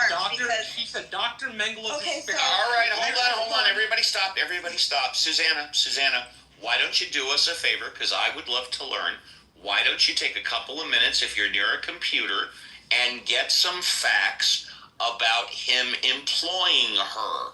Because well, let me just interject really quick. I didn't say employ. I said worked with. Okay, worked with. Okay. And yes, I can do that super fast. No. There's a huge difference between working with and employ. Look, I work with Marshall on Clubhouse, but I've never employed him, and he's never employed me. So you're right, there is a difference. Yeah. And they were best friends, and they traveled together. And he wouldn't do certain I do jobs. want to mention this particular statement. Sure. She is noted, Owens, for saying Dr. Mengele's experiments are weird propaganda. She's also questioned the number of people that died in the Holocaust. The woman has jumped off the deep end. Fair enough. You don't say that. You don't align yourself with a white supremacist like Nick Fuentes by saying shit like that and expect everybody to take you and expect everybody to take you as middle of the road in the Republican Party. I don't know that she's aligned with Nick Fuentes. It also should be stated that if someone says, if I see a black pilot, I'm going to wonder if they're fit. It's an incredibly bigoted statement. It doesn't matter that he might have influenced other things. That's super fucked up to say because of somebody's skin color, you're going to wonder if they're fucking qualified for a job. But that's not why. That's not why. No, I was saying that. That's what I was saying, the nuance. That is, he said, I am on the Republican side. I think Charlie Kirk did an immense amount of good. But we're not going to play this game where Charlie Kirk says stuff like that, and we're going to try and reframe it since his death. No, he said it. I'm not trying to reframe it. I'd like to. You're wrong. I'm not trying to reframe it. And it is what it is. He said it. You're wondering about the qualification. And also, I wasn't done. Candace was first on my list. Pilot, and your rationale is some. You're interrupting me, and you're talking over me. You interrupted me the first time around. Yes, so I'm a moderator. He's a moderator. So in response to the claim of the DEI speculation, right? Do we actually think that jobs that require an education, a qualification, and passing tests, that people get hired through the DEI system? However, that may be the case. They still need to be qualified to be a pilot, to be a doctor, to be an air traffic controller, right? So DEI might be a part of it. However, they still need to be qualified. Would you guys? However, JCC, you may have missed the conversation between me and Arthur about 10 minutes ago. Did you hear it? No, I didn't hear that. Okay, let me just bring you up to speed because Arthur's been noticeably quiet since then. Arthur, I see you unmuting, so maybe you can. I'm here. Yeah. Okay, let me just bring JCC up to speed. Arthur said that DEI only applies to interviewing and not to hiring. I vehemently disagreed. Norm then brought up the facts word for word. However, not only does DEI apply to hiring as well as interviews, but it applies specifically to hiring. But Arthur, you came off, so do you have anything that backs up what you're saying, that DEI only applies to interviews and has nothing to do? So, one of the things, Steve, is where it initially started, is that interviewing leads to hiring. So I was trying to say this, is that they're linked together because you don't do one without the other, right? I'm not ignorant enough to understand that they don't coincide with each other, which is one of the things I was trying to actually get out in the beginning. They do work with each other, so I am in agreement with you that it's not what I was trying to actually. The nuance I was trying to say is that you are not required to hire someone because they are diverse. Are you saying now that DEI applies to both interviews and hiring? It is part of the equation.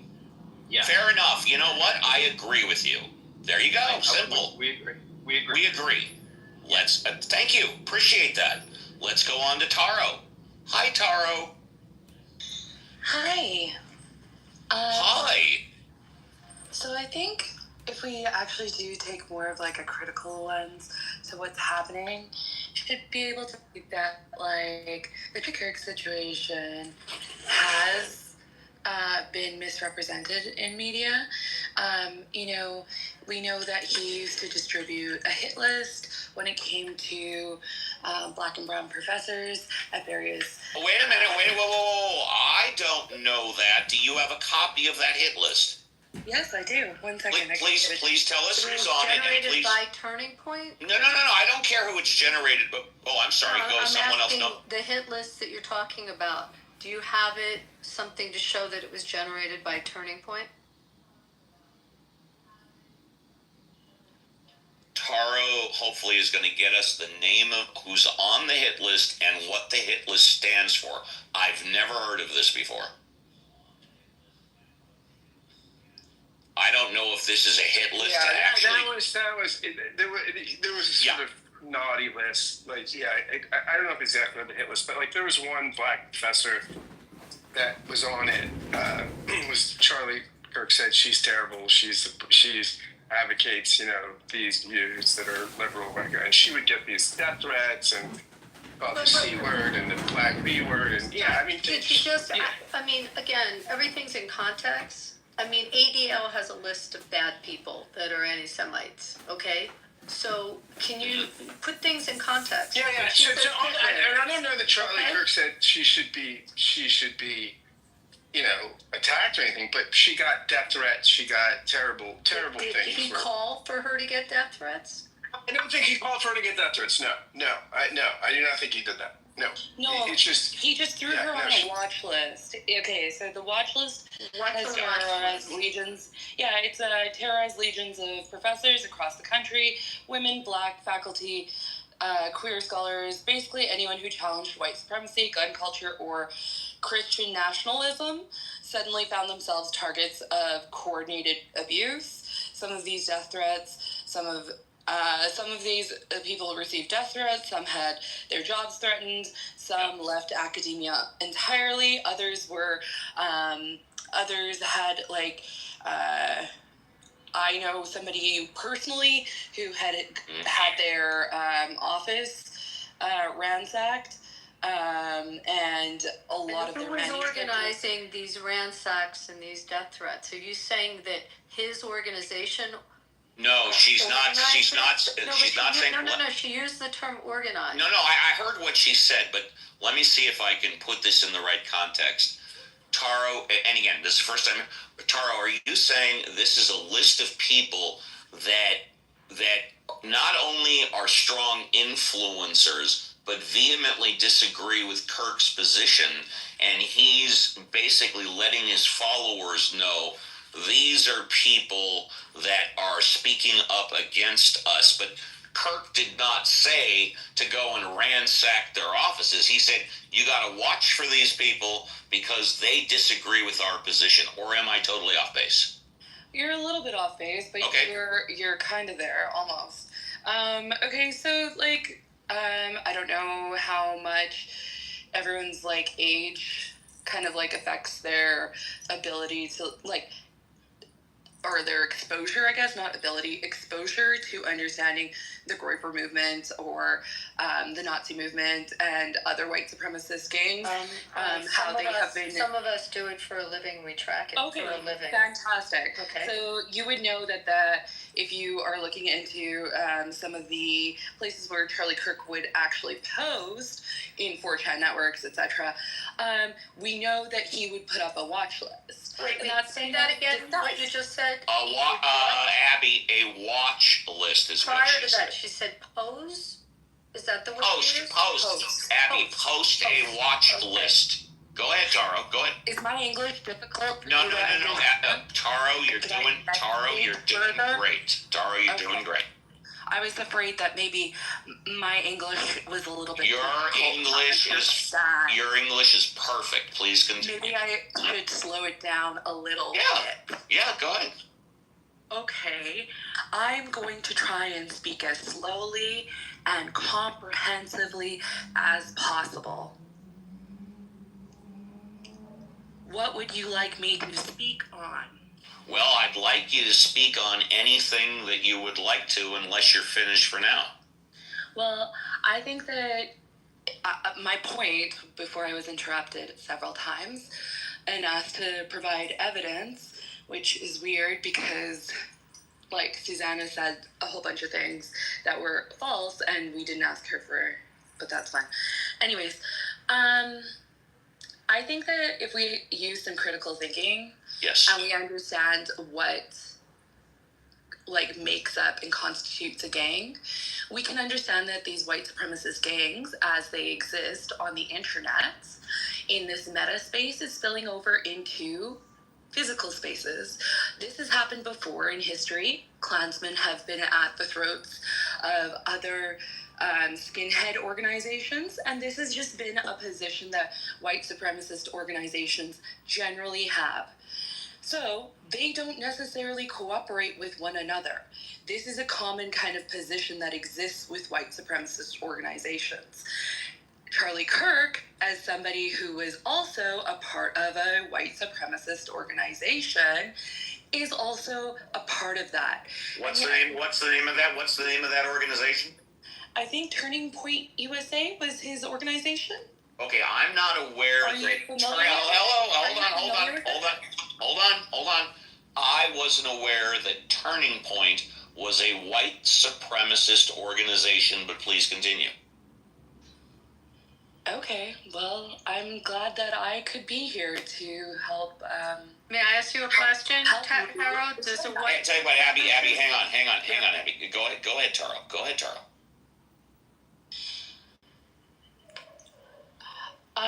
Yeah, so I think if we understand, like, the position that Americans have around gang violence, we should also understand that this is not a political thing, because Americans don't believe that, like, we as, like, critical theorists would believe that gangs are very much a part of the political body as well, but Americans at large do not define gang violence as political violence. And so I think that this, like... What do Americans in general define gang violence as? It's non-political? I gotta tell you, Would you like me to give you a article on that? Would you like me to explain that Americans feel that way, or? Yes, I would like it in. I would like it in your own words. I would not prefer an article. I'd like it in your own words. You see, my opinion, first based on the facts, that when we talk on Clubhouse, and I said this yesterday, is that 85% of the people just listen. Only 10 to 15% of the people on Clubhouse speak, and so I encourage everybody not to confuse the 10 to 15% that speak with the 85% that just listen. You see, I think most Americans really don't care that much about what we're talking about. They care about paying their bills, they care about their household, they care about their family, and they care about a safe environment. They don't care about arguing over conservative and liberal and Democrat and Republican and blue and red. But if you want, you can tell me what you think and why I might be wrong.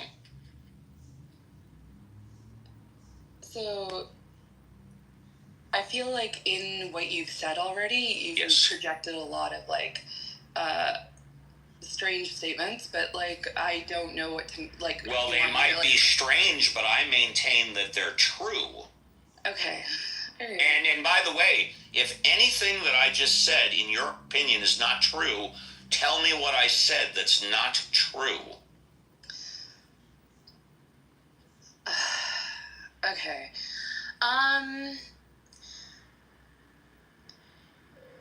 I don't know where you are putting your thoughts together in right now. Hello,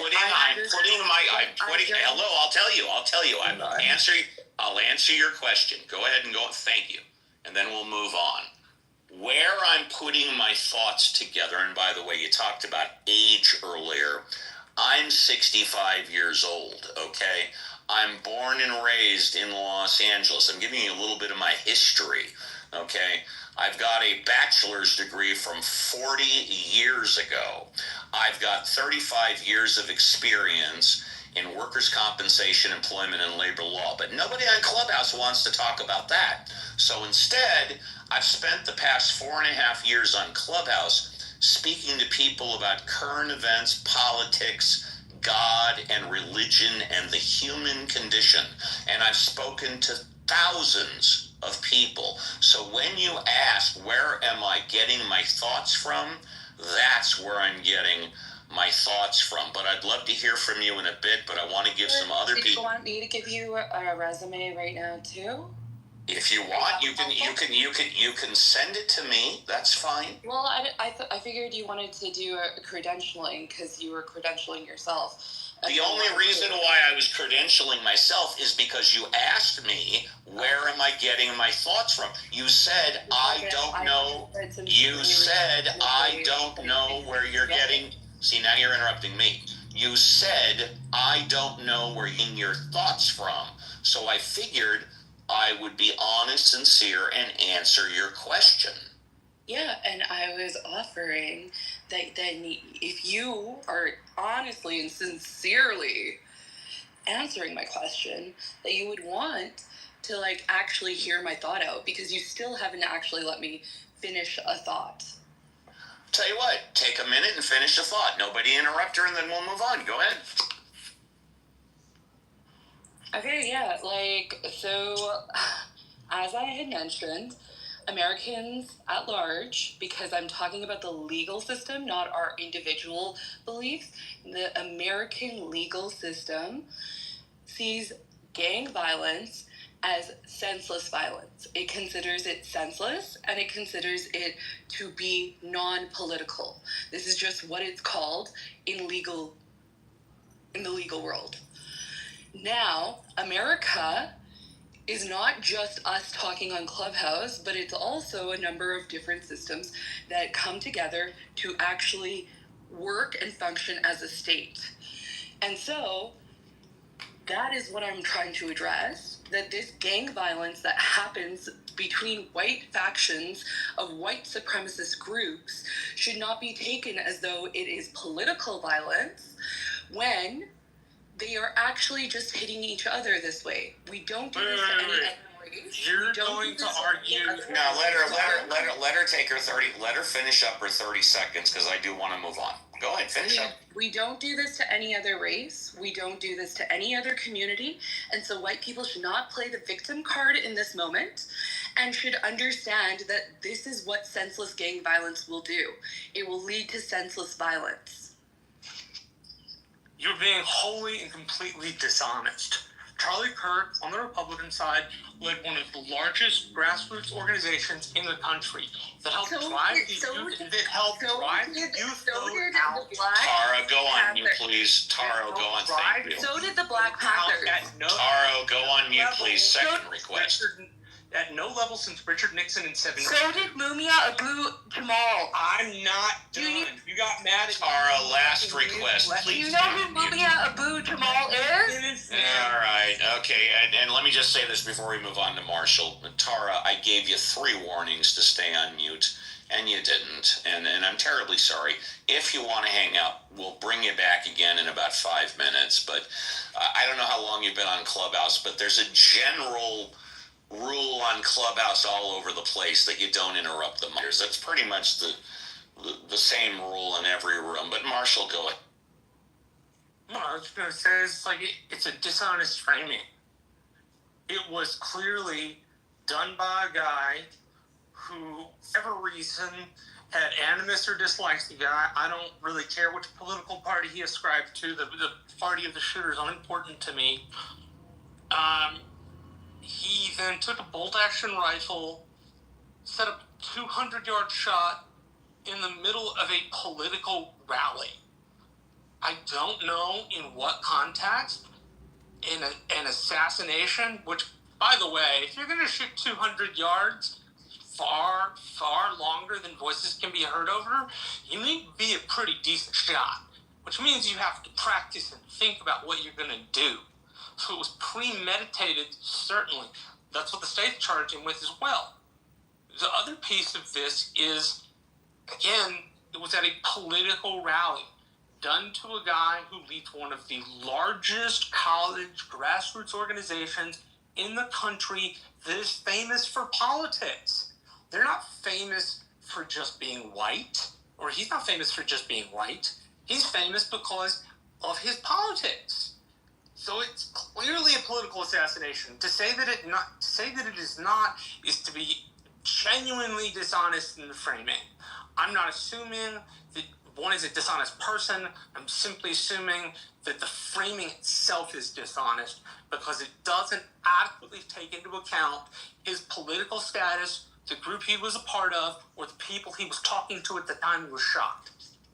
I would be curious to hear her definition of what a white supremacist is. I was actually wanting to know how, because she specifically said that Turning Point and he and affiliated were white supremacists. So I was just curious how she defines a white supremacist. Well, affiliated is different because affiliated is different. You know. But she specifically said his organization is. Yes, she did, and we can bring her up in a couple of minutes. I got no problem with hearing her again. But Hanson is new and Ron is new. Hi, Hanson. You want to contribute? Hanson, would you like to? Hanson. Oh, hey, yeah. There we go. Yeah, go ahead. Hi. Go ahead. Get to my phone. Yeah. No problem. So I just came in earlier, and then shortly, and I heard about the DEI, and just want to say something about it. Sure. And then before that, I also heard Susanna talking about Candace Owen and Charlie Kirk. Yeah. And I'm not too familiar with the Candace Owen, but just the other day, I think on YouTube I just happened to come upon her video memorializing Charlie Kirk, and so she said she was working very closely with Charlie Kirk on the founding or maybe actually founding of the Turning Point USA. So I don't know if it is employment or founder. So, but they are. I like affiliated. That sounds like affiliated. I like that. Yeah, and she also put on the videos how close they work together. So, just want to put it out there because it seems there is a controversy of how close they work together. Hey, so I've been asking very, very, very close together. I've been asking Abby for a job for years, and she'll only affiliate with me on Clubhouse. Hanson, really quick, did you hear that I wanted my physicist to be Chinese? Does that insult you in any regard? Well, that's your preference. Yes, sure, definitely. I mean, if that's your preference, that's fine. Especially if you're into Chinese medicine and not Western medicine, right? Yeah, but would rather you say that you want the best physicist to work with you. Let's go to someone that I haven't seen in a long time. Ron. Actually, I didn't finish it. I'm sorry. Go ahead. The Candace Owen part, because I just happened on that. But regarding DEI, I think it's DEI definitely is. Is the consequence of DEI definitely lowers the quality of the profession, because if it is without DEI, the market pressure would have the press for the right amount of qualification, and then when you add in external pressure to filling the quota, affirmative action either affirmative action or DI, that definitely would lower the quality of the profession. Okay, I'm done speaking. Let's go to someone who I haven't seen in a gazillion years. Ron. Hi, Ron. Long time no see. Hey, Steve. I was browsing, and I'm a fan of yours, as you well know, and I'm a fan of critical thinking, so I thought I would tune in and see if there's any contribution I could make. So can I listen for a while and chime in? Yes, absolutely, you sure can. We're probably going to be here till 6 o'clock, 23 more minutes. You can. Quing. Hello, Quing, if I'm pronouncing that right. Quing. Quing. Q-I-N-G. Q-I-N-G once. Oh, there he goes. It's pronounced as Ching. Ching. Well, thank you. I didn't know. Ching or King? Got you. Would any of the mods like to speak? Go back to the mods and then go on down the line. Mods. Did you skip me for a reason, Steve, or are you? Who is speaking? Who is speaking? It's the hero. Oh, Hero, I'm so sorry. Please forgive me. No. It's okay. Nope. I was letting more diverse people in the queue. No. The only reason is my eyesight sucks. Go ahead. That's okay. So I came up when you were sort of berating Arthur. Which I thought was pretty rude, dude. Like let a guy get a thought in there. Same thing with Tara. Like, the interruptions are really hard to listen to in the audience. So I just felt like I had to go. So I guess we kind of beat this to death, but the whole pilot thing. Saying that you're concerned about the pilot's competence because he's black is definitely racist. You cannot smooth that over. If you don't understand how pilots are certified, then you just don't understand. You just don't know. So Charlie Kirk made a career being super confident about things he didn't know about, right? And that's a weird kind of DI program, like, just like puffing up the incompetent people for some reason. Pilots, just to get to the interview, a pilot has to get their private pilot's license. That requires 40 hours minimum of flying, plus a written test, then a check ride. Then you got to get an instrument rating. That requires even more of that stuff. Another test, another check ride. Then you got to get your commercial license once you get to 250 hours. That just lets you get paid. That doesn't let you fly big planes. Then usually people become an instructor. Then then they start getting paid a little bit. And then they can get a multi-engine rating, and they can become an instructor on a multi-engine, and they can be an instructor for There are so many fucking steps to go through to become a pilot. Then you got to get to 1,500 hours to get your ATP. Then you can interview. So if an airline has a program to maybe go look for a few extra black guys or some women or some whatever to get them into the interview, I'm on Arthur's side. Like, get them into the interview, get them into the queue. It is really. So here's the thing: when I see it. And let's face it, we don't see this that often because flying is a pretty freaking white male thing. But if I see a black dude sitting in the captain's seat, my thought is going to be, that guy went through a lot. All the same requirements that the white dude went through, plus a bunch of bullshit cultural shit that guy had to go through. That guy is probably the most qualified pilot you're going to ever fly with. So to assume that because of his skin color, he's less competent is fucking racist. There's no massaging that. Thank you. Hold it. I want to respond. How many times do I have to say it? I just want to say something funny, Steve. Just relax. Go ahead. Say something funny. Did someone say massage? Thank you. Hero, I'm going to vehemently disagree with you on only one thing that you said. Everything else sounded pretty cogent to me. But in my humble opinion, Charlie Kirk spent a lifetime doing exactly what he was excellent at, and that was getting people behind him to vote the way he wanted them to vote.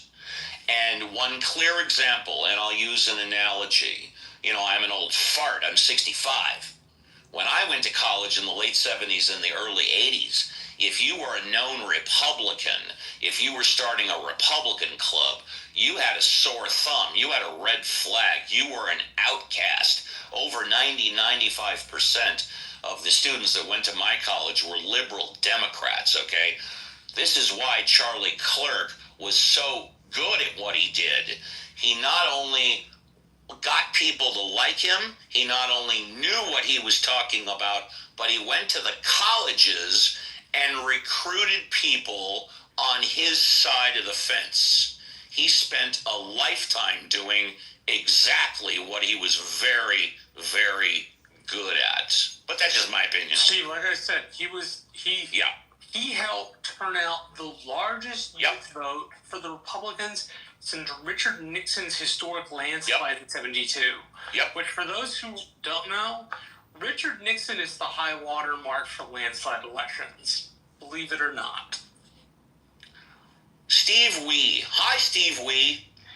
Can I, when you time slot allows, can I?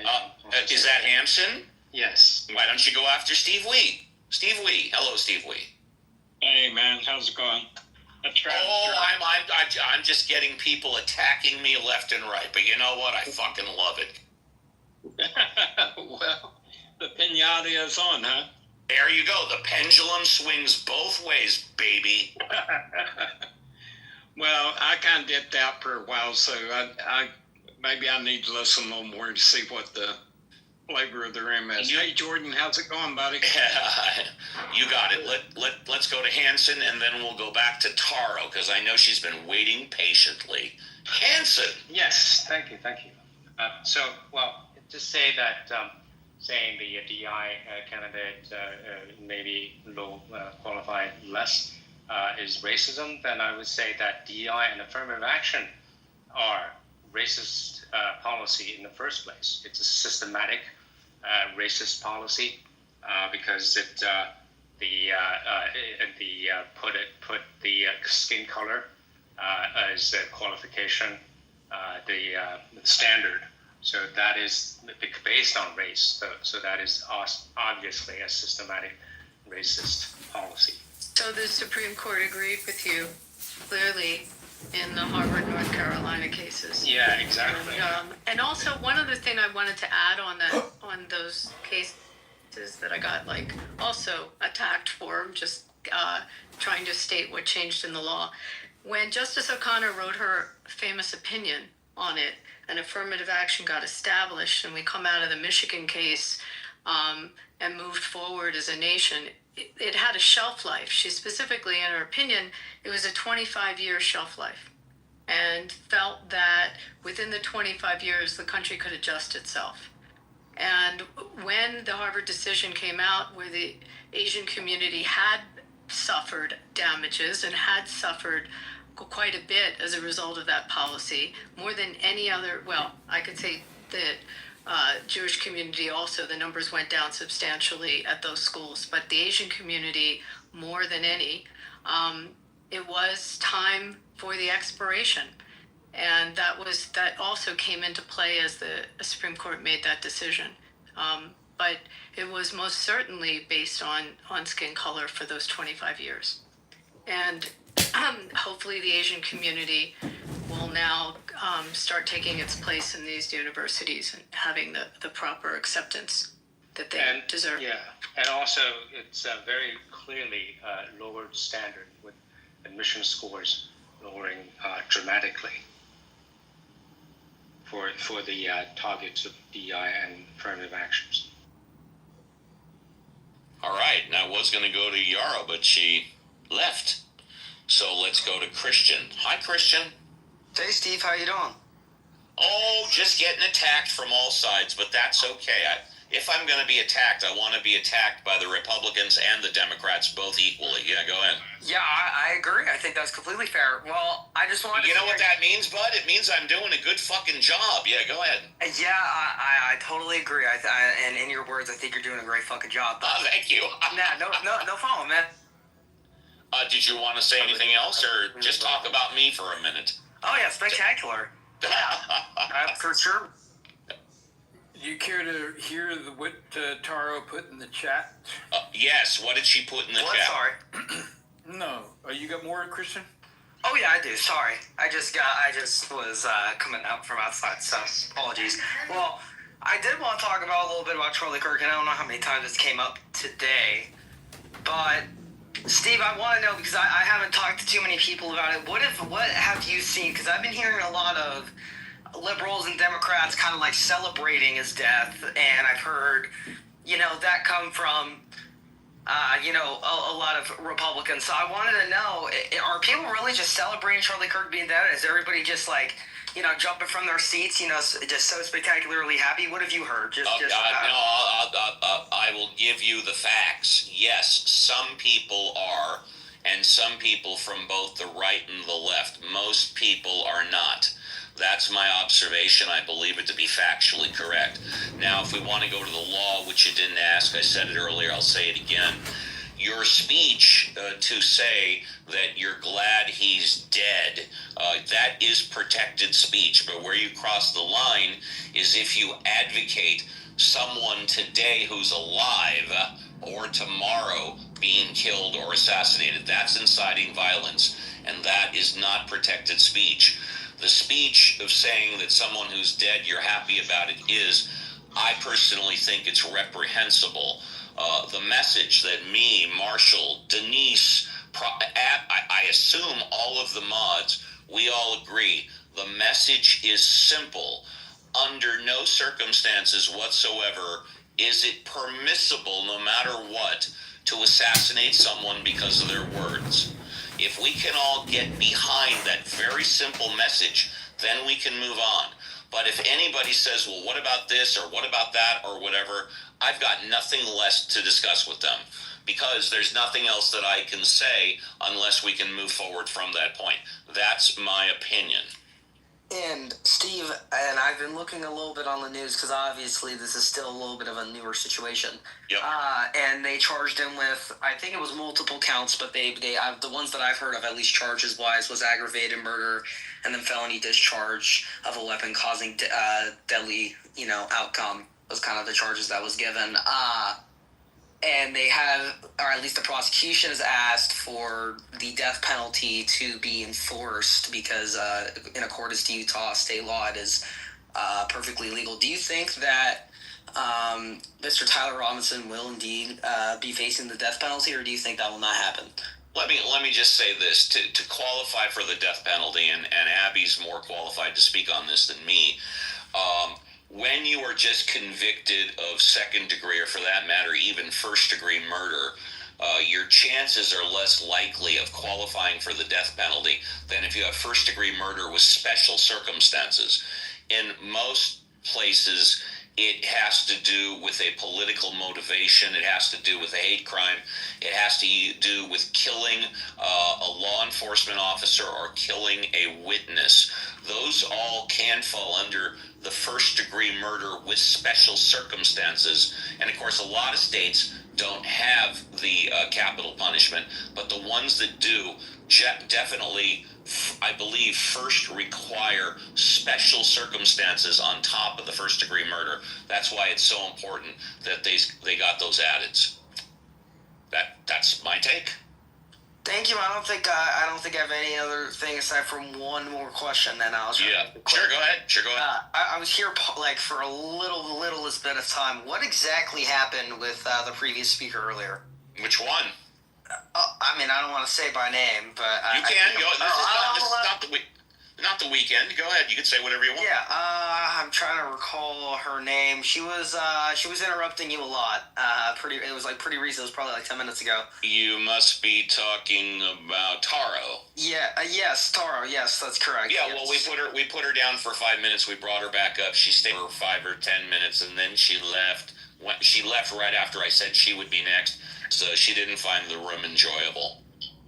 And that was the reason why that whole, basically outburst. You'd have to listen to the replay. I can't regurgitate it all. It was my fault, Christian. It's my fault. Okay. Well, it's always JCC's fault. You should know that now. Yeah. Okay. Yeah. Always JCC's fault. Yeah. Okay. Let's go. Did we do Sean B? I think we did. Yes, we did do Sean B, or no? Sean. Oh, I just got here. I just wanted to say hello. Hi. Hey, good to see you, Steve. Good to hear you. Good to hear you. It's an honor to be in your room, and hello to my fellow Californian in this beautiful weather. Yes, Los Angeles. Yes. Right. Yeah, no, I'm a conservative. I was curious if you had any specific questions, because you mentioned, you like being able to ask conservatives questions. I mean, I could speak on. I said I like asking conservatives questions. Maybe not that. Maybe you said you like conservatives. No. I'll tell you exactly what I said. Okay. I said I like to hear opinions from all sides in a respectable manner.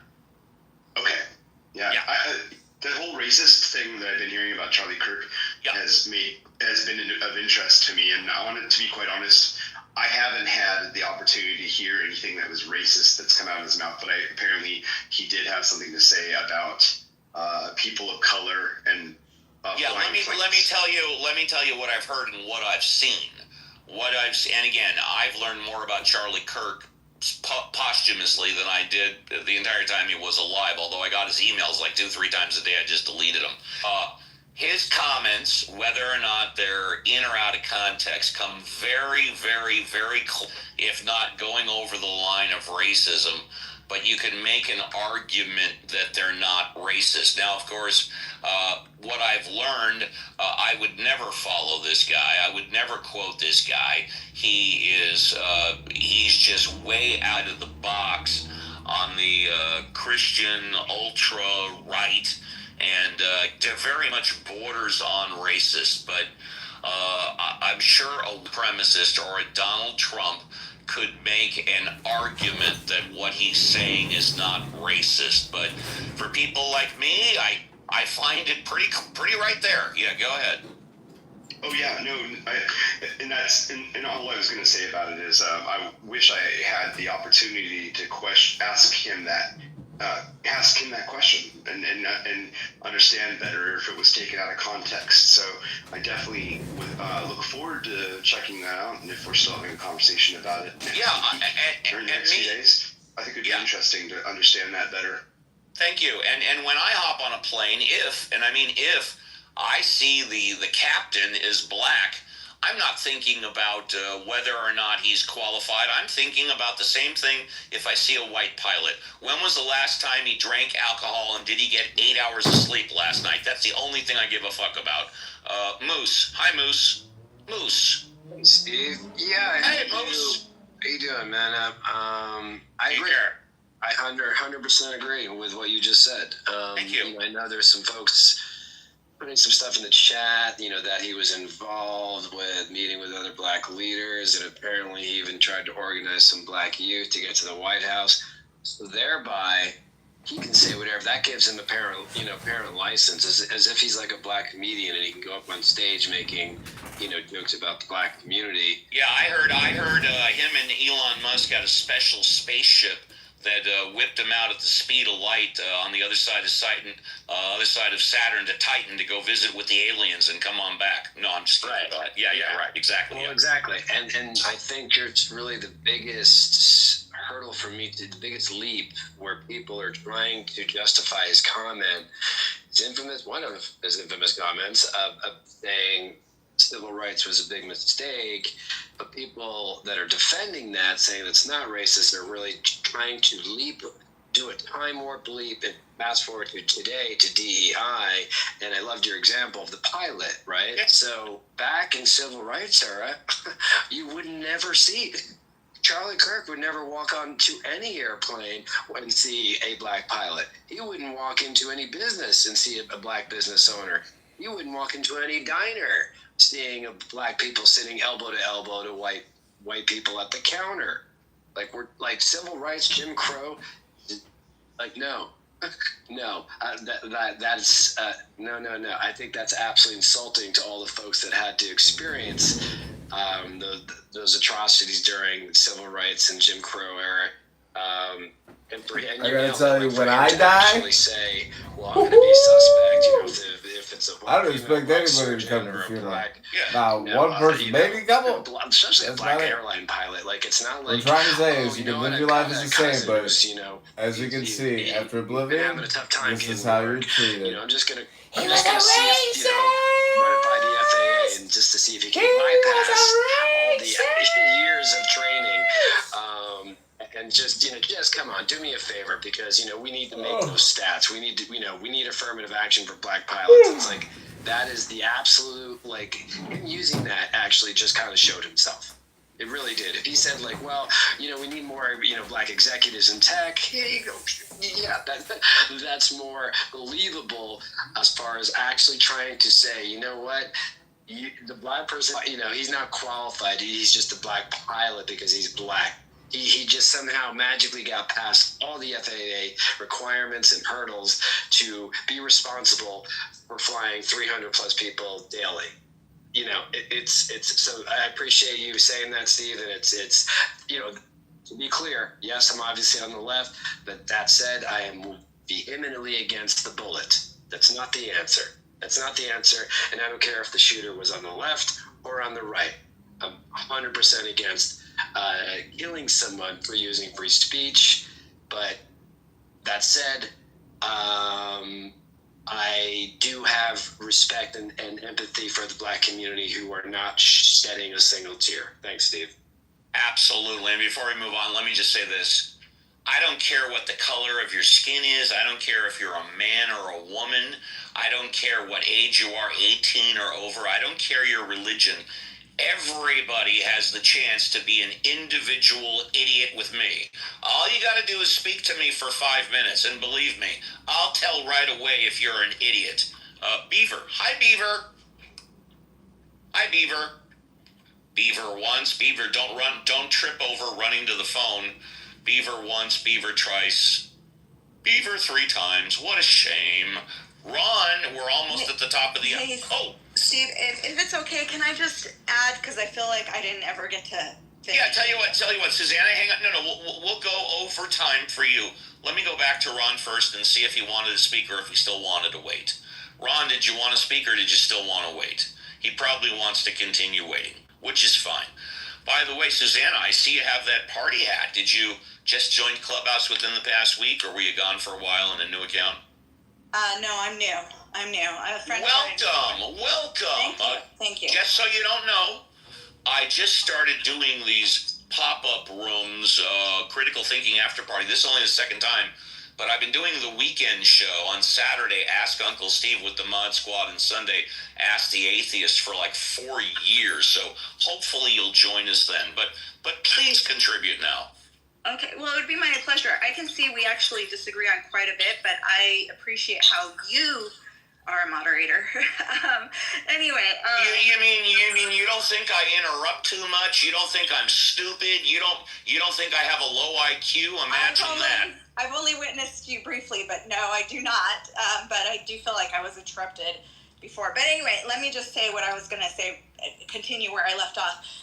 My point was not about where Candace stands and all of that. My point was, I feel that a lot of these things that Charlie Kirk said that are taken as racist are taken out of context. I believe there is a nuance for if it's based on DEI, and I don't think that's the same thing as being quite as much based on skin color. And really, the thing that I was trying to get at was he has done things. He started this thing called the Black Summit, and he's a leadership type program. I'm not exactly sure 100% what it was, but this program for youth, specifically aimed for black people, black children, and he's even taken young black people to the White House so they could tour. He's worked with a lot of black leaders. A lot of black leaders are memorializing him, and one among them is Angela Stanton King, who was Martin Luther King Jr.'s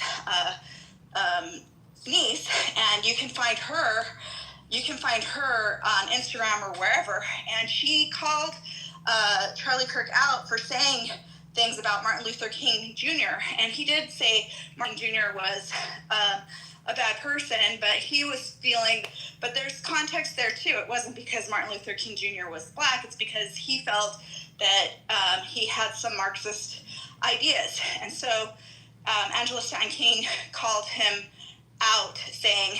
Charlie Kirk out saying that wasn't appropriate. She didn't like it. But then when he died, not only did she say it's not right to kill him, she further said that he was a truth teller and that he spoke the truth, and she was with him on some of what he said, that they disagreed, but and she definitely didn't call him a racist. So I feel that people who knew him and people who did actually listen to him in full context and saw that he worked with black people. He has this guy that he knew since he was 12 years old, who's a black guy, who also was involved with Turning Point and different things.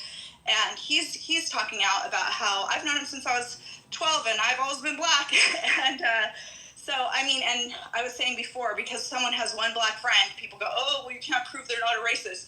But I find it really hard that once there's an accusation such as racism, it's really easy to quote someone out of context and come up with a lot of evidence, especially when it's sound bites and it's little things, than it is to counter that. Once an accusation like that is made, it's really hard to say any differently, no matter what. And so I feel like it's really unfair that he says something based on DEI or whatever, but if you listen to him enough and listen to how he has helped or been there for the black community, and then see what he does say that seems racist, but in full context and full meaning. I don't know, I just feel like it bothers me because I feel like he's not being well represented, and people are judging him based on these partial truths, and that's what bothers me about it. And that's my piece. Thank you for letting me get it out. It is my pleasure. Before we move on, let me say this, that a lot of times when someone such as you says that I interrupt them, I let them go completely without interrupting them no matter what. I'll just take umbrage with one thing that you said, that he's not being fairly represented. And that is that although on Clubhouse and Facebook and X he may not be representative, he's got the president and the vice president of the United States representing him. And that to me is pretty powerful, but that's cool. Can I add one thing to Susanna? Let me just respond to that, and then you can. Let me just respond to that really quick. Yes, but also there's a lot of animosity towards the president of the United States these days. But thank you, Steve. I don't believe it was you that was. No. I appreciate your contribution. Thank you. Okay, and then whoever else wanted to. I just wanted to layer on also, as people, that's why I wanted the girl to define a white supremacist for me, because if she was defining it as someone who lines up with the Klan, I wanted to state how devastated the Jewish community was by his death. And we issued a statement from the Republican Jewish Coalition about how shocked we were and that we're grieving, and what a dear friend. We worked very closely with his organization in the last cycle, in the last election. The statement that we issued, I figure out how to put it in the chat. I just have the screenshot of it. Was a beautiful statement talking about him being a fearless advocate for freedom and a supporter of Israel and the Jewish people. He was a friend. He spent a lot of time in Israel and also with our community in the United States. So just to piggyback, people can paint him with a very broad brush, as the girl did before, calling him a supremacist. But I wanted to share another minority community that is made up of white, brown, and black people that are all part of our community. And he was a very, very good supporter. So I'm going to add that. Thank you very much. And what we're going to do now, because we're OT, we're going to let everybody that hasn't had a chance to speak, and then we'll be moving you down, no disrespect. So let's go to Hanson. Hanson, you want to take a minute and any closing thoughts, or are you good, Hanson? Almost. Yeah, I mean, I'm pretty much good. I'm just saying that the market would have taken care of all the transactions and pricing, and the government going in there with a systematic racist policy, it can only make things worse. All right, thank you. Thank you, Hanson. Appreciate that. Next up, let's go Necro. Necro, did you closing thoughts? 60 seconds. We good? Necro. Yeah, sorry, I wasn't listening. That's okay. No problem. I mean, I guess really it's like, to me, it's like, yeah, nothing really much from what I said earlier, other than basically that, yeah, it's like the same people who I've heard who have been saying that people should be in prison for celebrating the death of Charlie Kirk. Like, you have to remember, like, it's like that we celebrate the death of Nazis, the death of terrorists, and so the same, you know, right, that gives us to celebrate the death of our enemies, like, gives us to other people to celebrate the death. And yeah, it's like,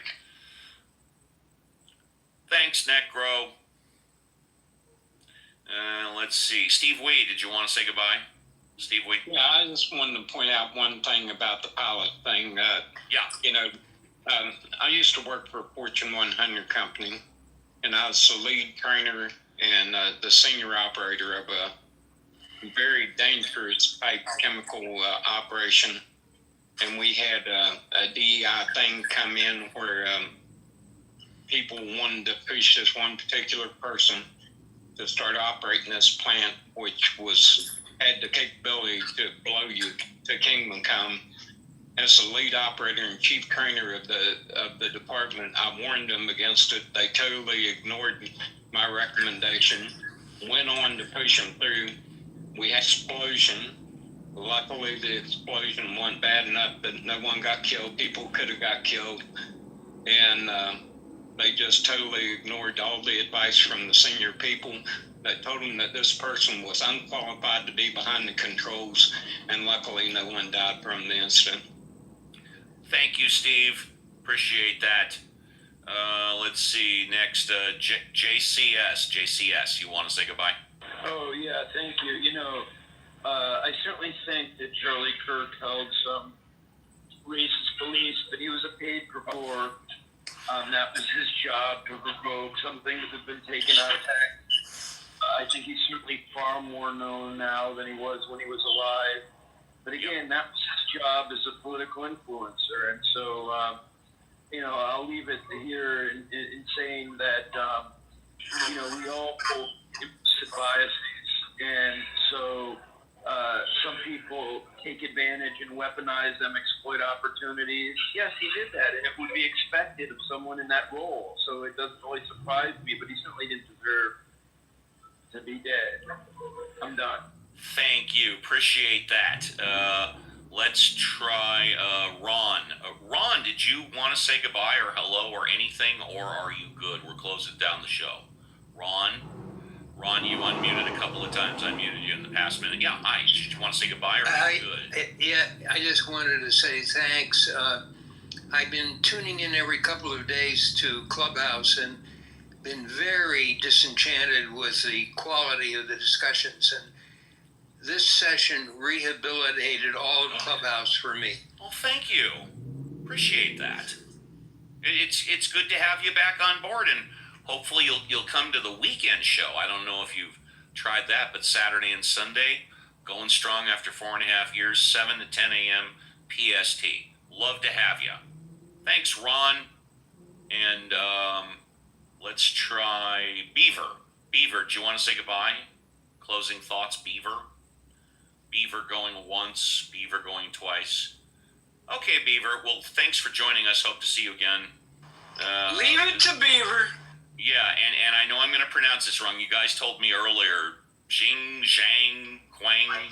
Hi. Hey.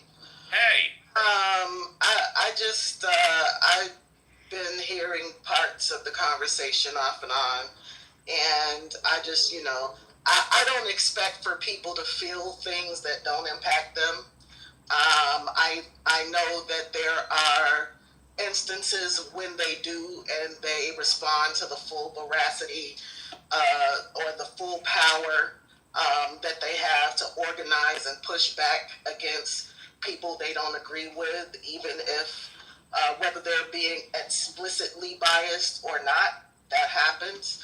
But I just want to remind people to keep in mind, since we're about a generation removed, maybe 2 generations now removed from legal segregation, that if you review the record, even if you review the modern record, because these people still exist, when you hear people talk about their black friends, even their black children, right? We know that this is nothing new, that even in the deepest of southern towns, in the most segregated and virulently racist cities and towns, that people even would sleep with people that they would not have dinner with. They would be sharing literal blood relations and last names and all of these things. This is the American story. It is American history. And, by the sounds of it, I think that a lot of people, because they haven't been taught that history, we forget that, yeah, you can have a black friend and be a white supremacist. It's totally not only probable, it's totally feasible, probable, and all of that, because that's been the case since the beginning. I mean, black women nursed their slave owners' children. Our relations were that intimate. When it comes to black slave women or their slave owners' children, such as Thomas Jefferson. Please continue. Exactly. So, I think that as a person who is a part of a marginalized group and have had to walk in this classification of myself all of my life in America, I will say that when I interact with people,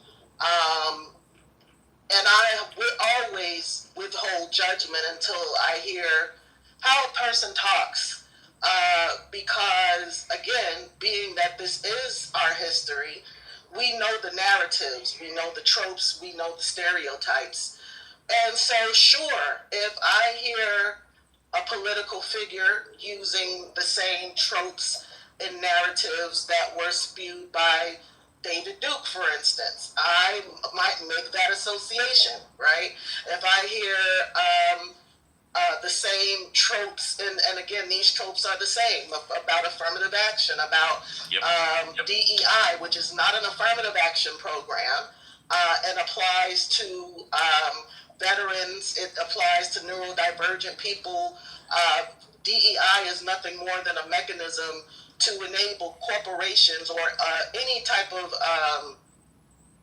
institution, if they decide that diversity is a core value for them, it enables them to measure how effective they are in creating that culture in their workspace. It's basically a way to gather and interpret statistics about how closely you are to living your values as you are to just saying stuff, right? So, and that is DEI, literally. It came out of the corporate citizenship movement that was really big around the early 2000s, which I guess, fuck that, right? We don't care anymore. Again, perhaps never did. Because Are you sure that's where it came from? We don't have the time to go into where I think it came from, but are you sure? Okay, all right. And I know that because I participate in several corporations that I've worked at. I've helped them, and I'm an engineer. I'm not an HR person, but I've had conversation with our C-suite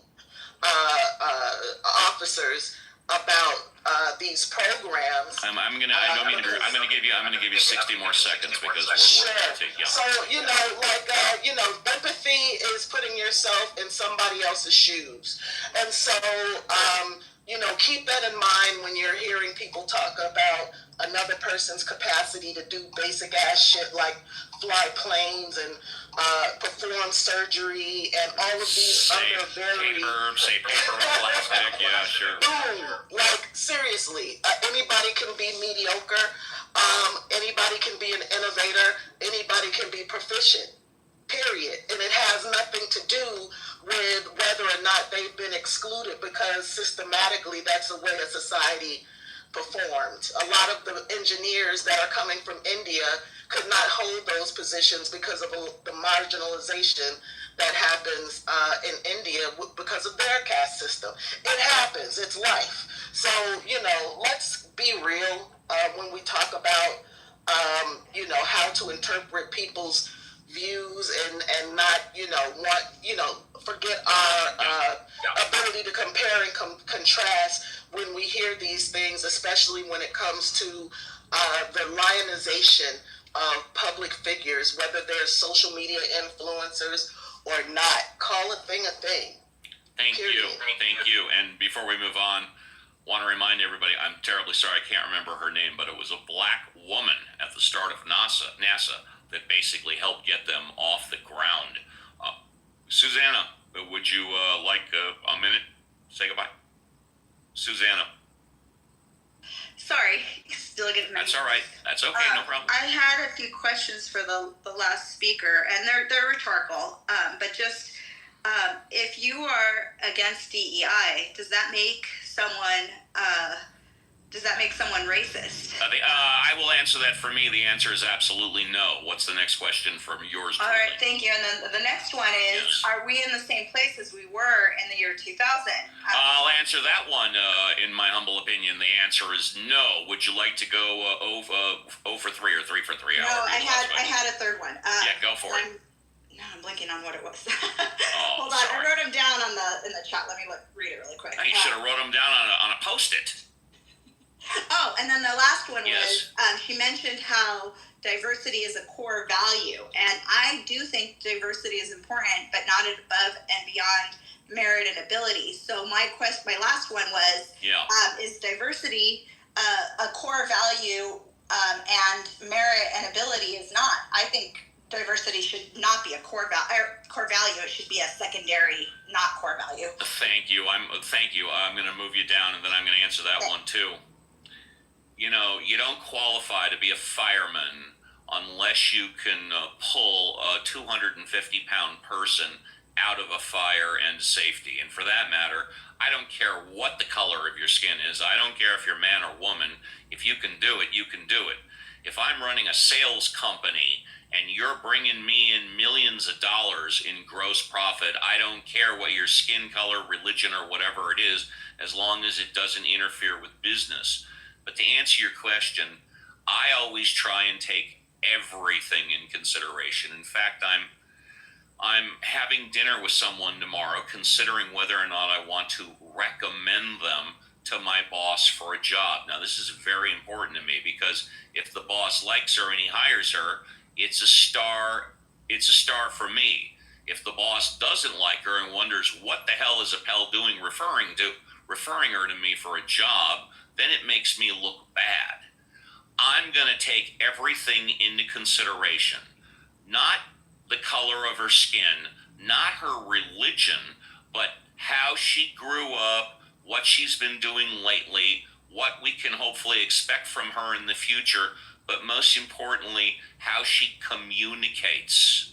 Does she communicate with a 6th grade talking level, 5th grade, like Donald Trump, or does she communicate like a college-educated, on-the-ball person, even if she didn't graduate college? I take everything into consideration. So in that respect, I'm pro-DEI. I'm not what was the other one that was mentioned? Affirmative action.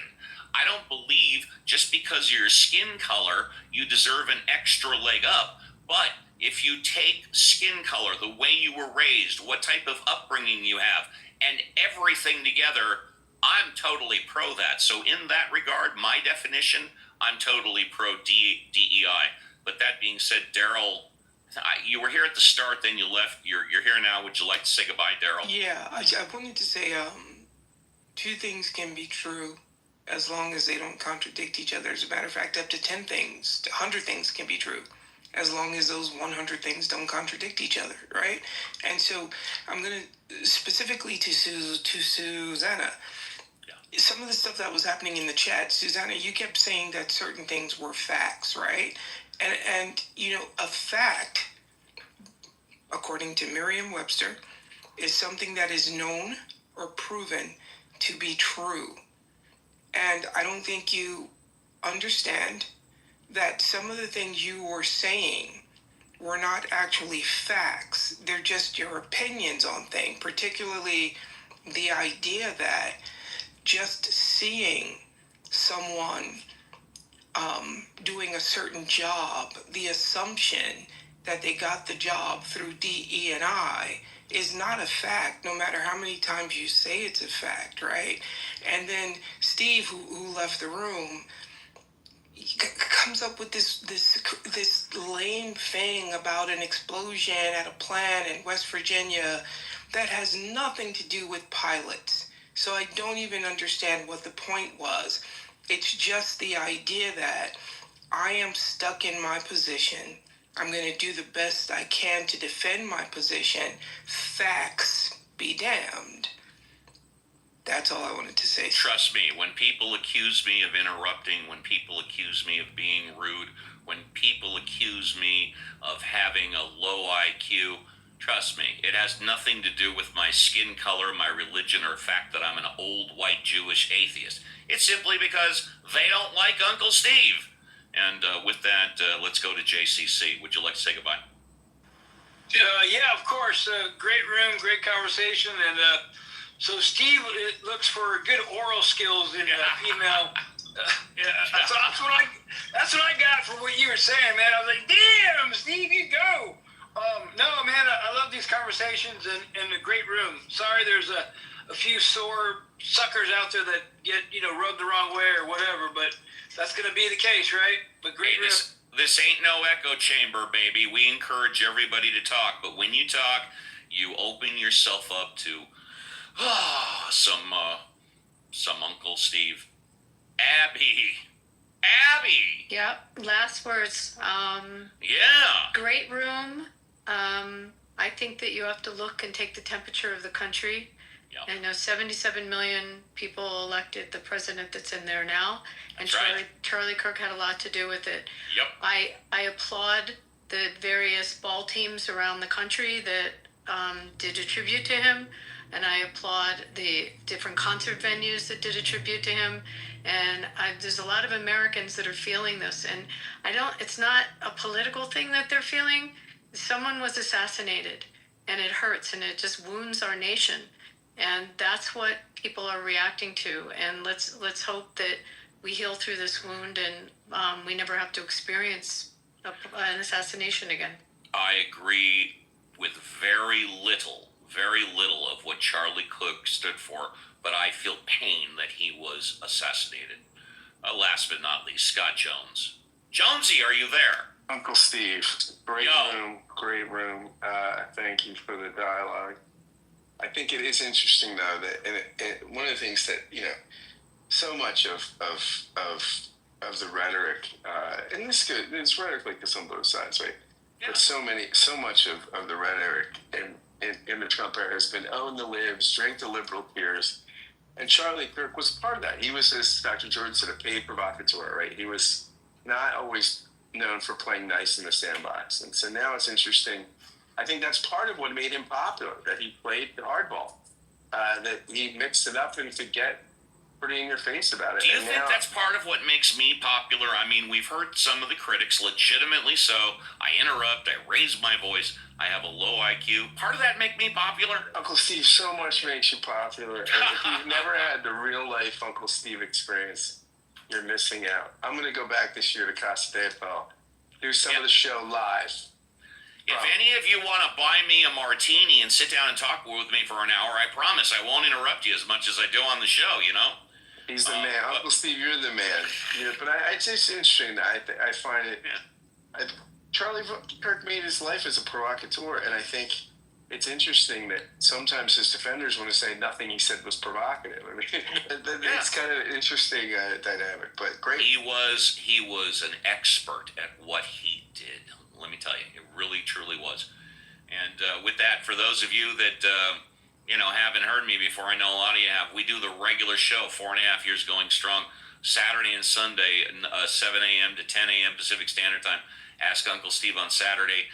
Ask the Atheist on Sunday. It's run completely different than this room. We have clips, we have breaks, we have fun, we have regulars that come in, and we always starting in with the song. But in this pop-up room, we just started up with dead air, and we end it with this room will self-destruct.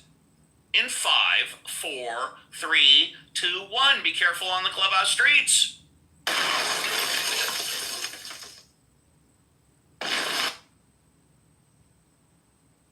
Yeah, Harry, I sent you a better version of your PTR. It's more brighter.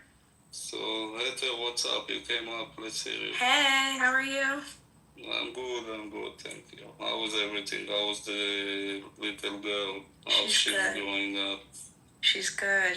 She's almost 3. 4 now, no? Almost 3.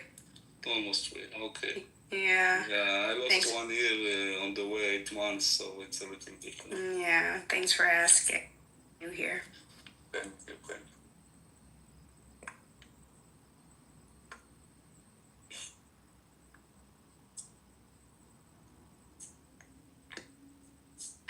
Hey guys. Yeah. Hey. Abby. Shlomi, I'm gonna be there. בשביל ראש, ואחרי ראש. אחרי ראש? כן. כן. אחרי ראש. לפני יום, אחרי ראש. אוקיי. אני שם. צריך למצוא זמן, אחרי סוכות ראשון, I'm flying to Prague. Okay. So we need to find it. Where are you going? To Prague. Oh, nice. Yeah. America, Canada, anywhere? What's the name of that synagogue in Prague?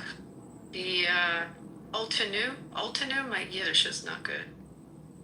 I Altanu. don't know, I'm probably gonna visit it, and when I will be there, I will let you know. I really don't. I think it's like one of the oldest in Europe, but it's where the Golem is from. The whole mystery of the Golem is in Prague. Interesting. I need to read about it before I go.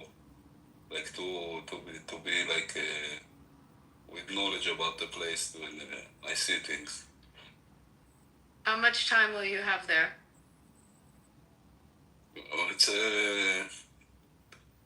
It's we are going like 6 couples.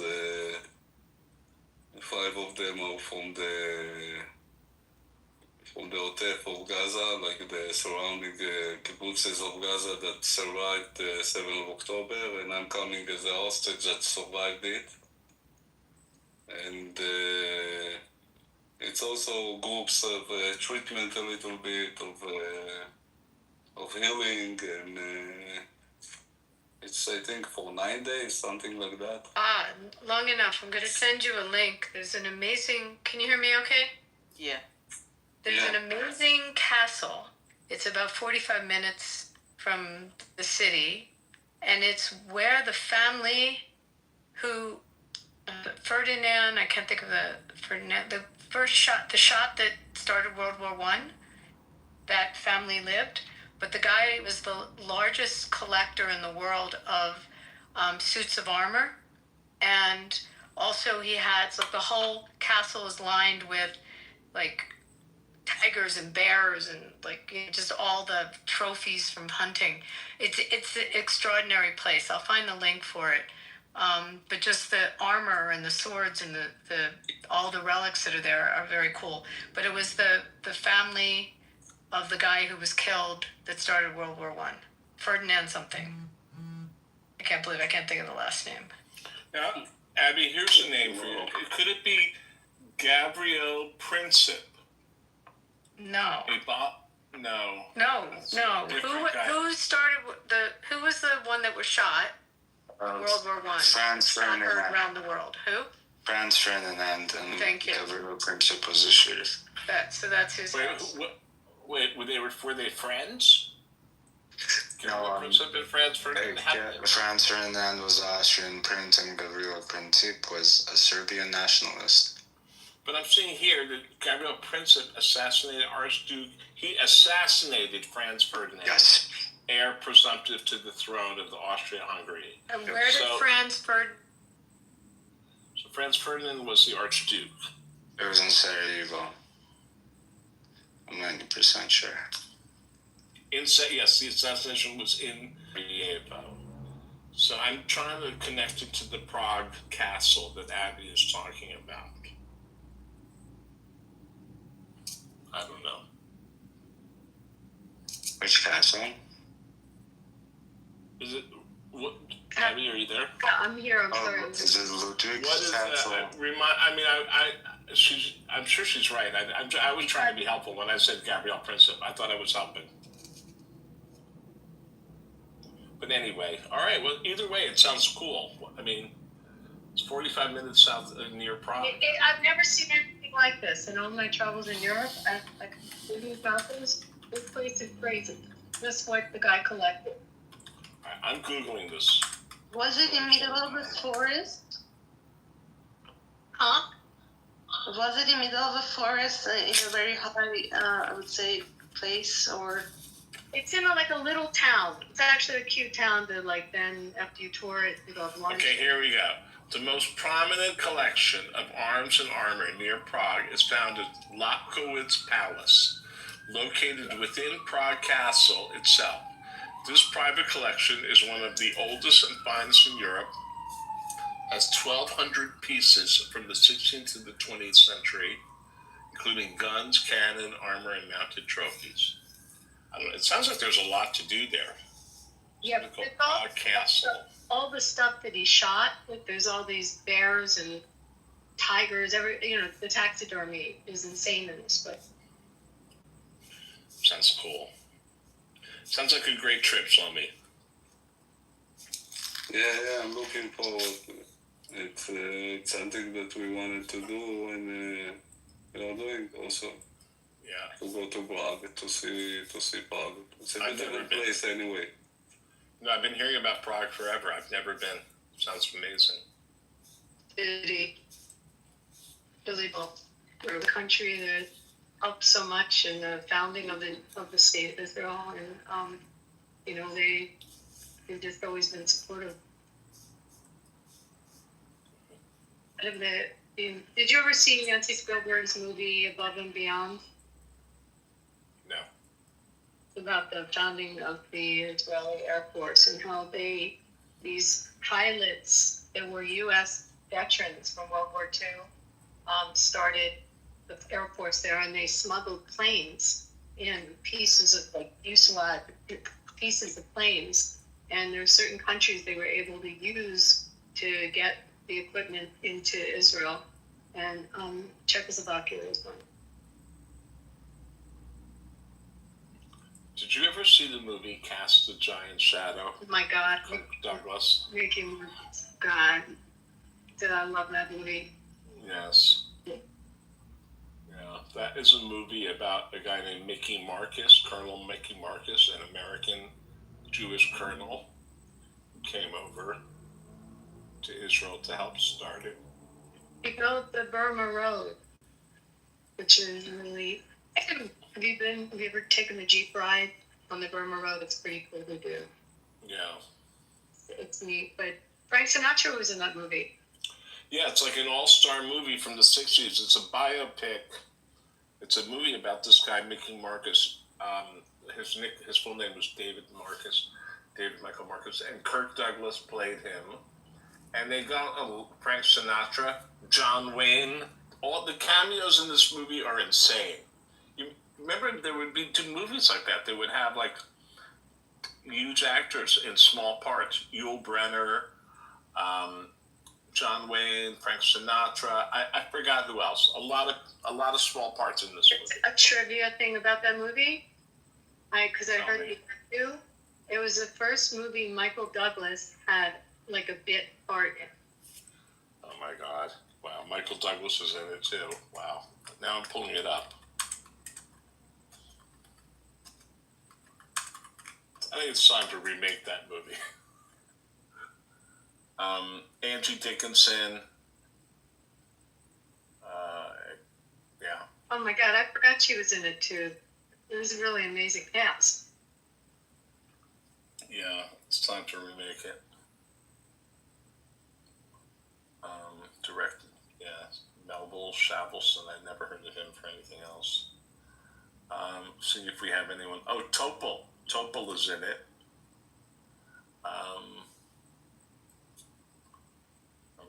That may be it. I mean, there's a bunch of other names. I don't recognize them.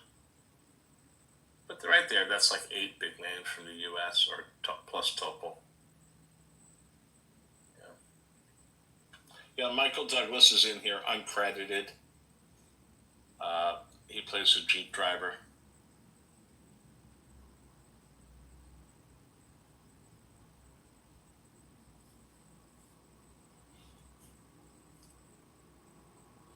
How about the movie Exodus? You know, guys, I thought about something now that if the Palestinians are claiming every time that there are Jewish settlements inside their territory, so-called West Bank, but in every day they live among and they drive in the same roads.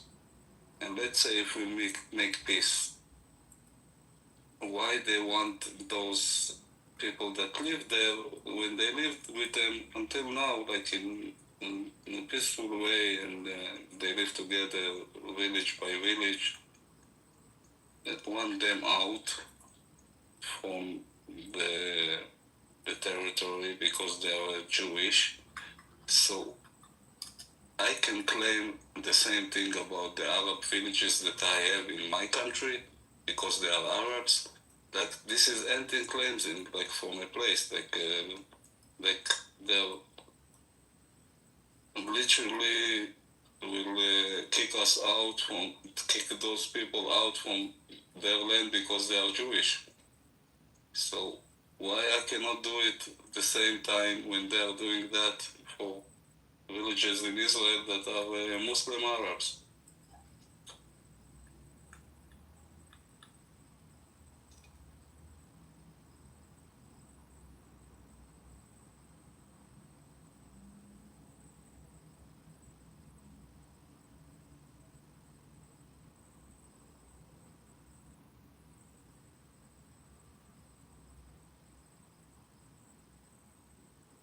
But no, we are on high levels of laws from the world, and they're allowed to do anything they want.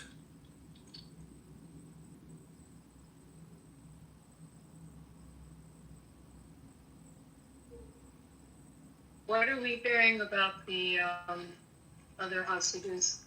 And I heard in the last 48 hours about trying to use them as shields. And Trump making a statement about I've it. been going to sleep because of that, and no, it's hard for me. And then Buttercup came here, and when we had a discussion, and she pulled me in, and for 2 hours of speaking, and I lost my sleep. Also, now I'm trying to go sleep again. Go to sleep. It's almost 5 a.m. Shlomi, get some sleep. Get some sleep. And I hope that everyone has now seen the face of Buttercup, and it's enough already. It's not about I'm sorry. Buttercup, it's more the hostages. And like I I said, know, but we don't need her to make it worse. That's right. no, I've asked that question. She's not a good faith actor. She's not acting in good faith. Let me answer Abby, Randy. Don't. She's not the subject, and we don't care. Let's move on from her. I just mentioned about my sleeping. She ruined my sleep also. Try and get some sleep, Shlomi. Yeah, Shlomi, we It's love so you. soon when I will feel tired to go. Wait. Yeah, you're gonna be sleeping the whole day. I know. I am going to sleep. So Abby, anyways, it's like I said earlier, we weren't here. I don't know if it's not the operation that they released me. I was still there, and I don't know how it with my wife, my father, my mother, my sisters, my two nephews. How do you say it for girls? Nieces, two nieces, beautiful nieces that I have, and the rest friends of and family that will feel when they know that it's probably the end. And it's taking a lot of thinking and praying inside to hear good news on the way when they're going in to find hostages and taking them back home alive. And I hope that Hamas will say, okay, let's stop, let's make a real deal that will be good for both sides, because there is the Israeli country also, and there is the people of the hostages, there is the life of the hostages and the lives of the soldiers on the battlefield. So we'll stop this war, because also I'm worried about those people. There are families that are worried also about their children that are in the battlefield. It's not only the hostages. The hostages have the chance to die more than a soldier in the battle. Like, it's not comparable, but still there are families that also are worried about that are in the battlefield. So it's so complicated, and as I say, when they're asking me after I do tell my story to people when I'm going and lecturing it, that I'm glad it's not me that have to decide between lives of people, of hostages, or soldiers in the battlefield, and the states of Israel on the scales. I'm happy I'm not the one to take the decision for it, because it's a hard decision, and to make my opinion on it, it's hard also, because I don't know what's on the table for real. But I know that anyway, lives of people are on the stake, like from here and there. If there's the hostages and if there's the soldiers. So to end the war as soon as possible, and just to give us our people back. That's what I want. My friends that are still dead, that I know personally, and the rest that are still alive, that I don't know personally. And that's it. We will end this fucking nightmare that is also already 2 years. Like, it's a nightmare. It's a big nightmare. Thank you for the answer. I have to leave you, lovely people, to all of you, and you have a kol hazman. I appreciate you. Grace, if you're leaving, Maud Abby. It's not about Maud Abby, I'm sorry. It's about Israel. It's about the country. Where is it's Abby? about us. You can mod me if you want to keep the room open. Yeah, please. Yes? Did I make the right one, Jay? Perfect. Shlomi, No problem. it's good to hear you, Shlomi. I'm glad you came in here. Please Yes, Shlomi. come Let me again. try to get some sleep. Yeah. I will smoke another joint. All right, if you can't slowly do what you have to. Thank you for still here if you want to talk. Lala Tov, Shlomi, thank you. Good Tודה רבה. night. Good night. Abby, you're out. I'm going to be in, where the restaurants are here. It's pretty noisy where I'm about to walk into. Okay. So I'll be a little bit in my car ride. And Caleb in the audience, how about those Phillies? Did they win? We're just talking. They're going to go in the postseason. I mean, it's a good time to be a Philly sports fan. The last few years. The thing of the paddocks is it's gonna happen, or it's gonna be like the race. No, the race. I know that I'm gonna go to the race anyways. Like We're starting to build again. We rip it down every year, and then we put. It's the craziest thing, and then we put things back, and now we rip stuff down again, and we put up all these stands and build it back up again. Okay. What were you asking? I'm asking if it will be the paddocks or like a regular one. That's what I'm hoping is the paddock. Yeah. Okay. Anyway, I will enjoy it, Abby. Yeah, I mean the paddocks are it's multi-level. So yes, I most certainly think that's where it'd be. Other than there, it would be at one of the properties, right along the track. Yeah, I know. I saw how it goes. Like I'm really like you are with hockey. I'm with F1. I'm a big fan of it. Do you know? It's a funny story. You know the guy he was right after October 7th, because you didn't know this. He was on the news in the U.S. every day. Kornikas, from the Sachal, Kornikas, Jonathan Kornikas. So he would be on CNN and on Fox as the go-to spokesman of Sachal. When I met him, same time I went to Nirim, where Adele is, before the 7th, the June before, and our team was going into the Stanley Cup, and we were all over there during the playoffs. It was making us crazy. We had at 4:00 in the morning find places we could watch the game that would televise it. So we're talking to him. He took us into the tunnels. There was a tunnel that they opened, and they would bring a lot of media and people from other countries to see near not far from Be'eri. But anyway, he took us in there, and we're talking to him, and I didn't know he was from Sweden originally, and he was an ice hockey player. And we started to learn about all these ice hockey players in Israel.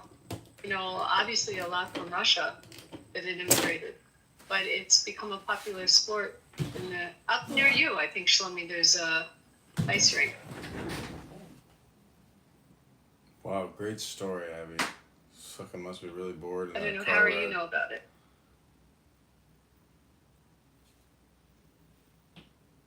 I don't think Harry's here, Abby. Like he's here, but he's not here.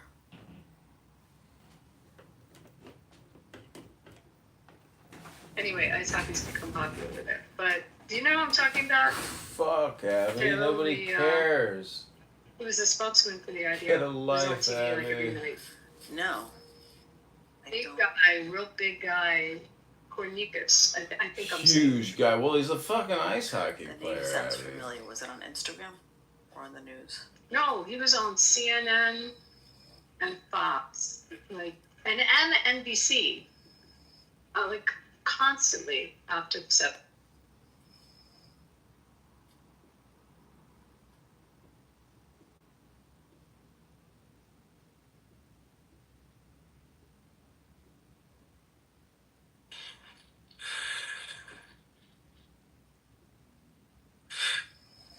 smoking? There's literally people fucking snoring in this room. Inhaling. So, I mean, what is the name of the hockey rink, the ice hockey place up? It's near in the north. No, you know what I'm talking about? But you cannot, I don't know if it's okay. It's on the border. It's Metula. It's Canada. It's Canada Center. Oh, that's what it's called. Okay. Yeah. That's it. I'm going to bed. Bye, everybody. Nice. Bye, everybody. Bye, Shalom. It was nice meeting you. Bye. Thank you, everybody. Love you all. Good night. Love you. Good night. Bye, Shlomi.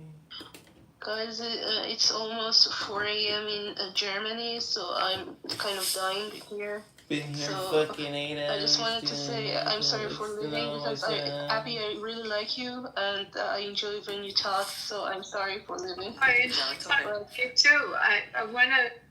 We need to introduce you. I'm gonna jump off because I have dinner, but I want to introduce you to someone who used to be on the app that we talk to all the time. He doesn't come on anymore, but he's one of the smartest people we ever had in rooms, and he lives in Germany. His name is Alex, and I have all his. Alex, New York. He's in Frankfurt. Nice, interesting. Are you in a city? Sorry? Are you in a city? Yeah, of course. I'm in the city. I mean, I'm near Frankfurt, but not No, quite Abby, she's there. on the fucking lawn. Why do you keep He's a historian. Also, a brilliant historian. So, anyway, yeah, we used to love doing rooms with. So maybe he's already part of my friends. I don't know. Maybe you can. Can you share profiles in chats or in the clubhouse or not? Yes, I can share. I will send you a message because I think he didn't. He still has an account.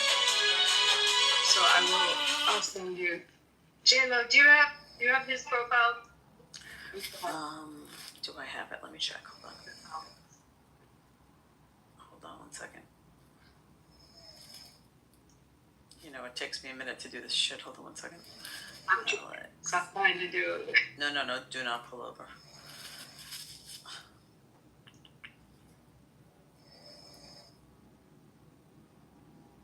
Alright, I have like 27 Alexes, but... Alex S. Did he just completely close the app? Oh, let me put an Alex S. Hold on. No, I saw him pop in a few months ago. I don't know why he's not coming up. It's so weird.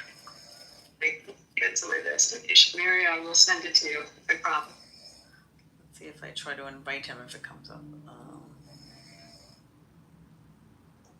Invite people.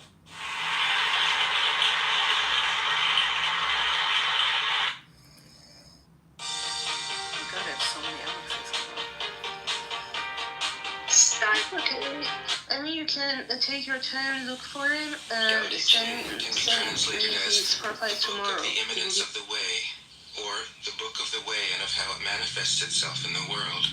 Right. Or simply, the book of the way. Since it is already well known by its Chinese title. They never know what's going on. They just repeat what the Democrats tell them. So the Democrats told them, Charlie Kirk, he don't like black folks. And so they just repeat it. Trump gonna take your abortion rights. Project 2025. And they just repeat it. They don't even go and look at the fucking goddamn abortion laws in their individual state to see what's going on. As a matter of fact, New York is so goddamn liberal, I think you can have an abortion up to 6 months. I looked at what was going on in my state. Because if a woman in my state says, I was assaulted, I want that bitch to go have her abortion. If a woman had consensual sex with a man and he took the condom off without her permission and she got pregnant, I want her to have her abortion. If she was out there just living her life having sex because she's grown and she can do that and tried to damn protect herself and her birth control failed her, I want her to be able to have her abortion. I don't give a fuck about them damn damn unborn ass babies. I don't believe in putting a woman's body through that when you didn't ask for that. You took the precautions to protect yourself from it. But these women that are out there, and this is why I'm moderate, because I'm really in the middle. These bitches that's out there getting pregnant every month and having an abortion and going and fucking again, they need to lock them bitches up. Those are some sick whores.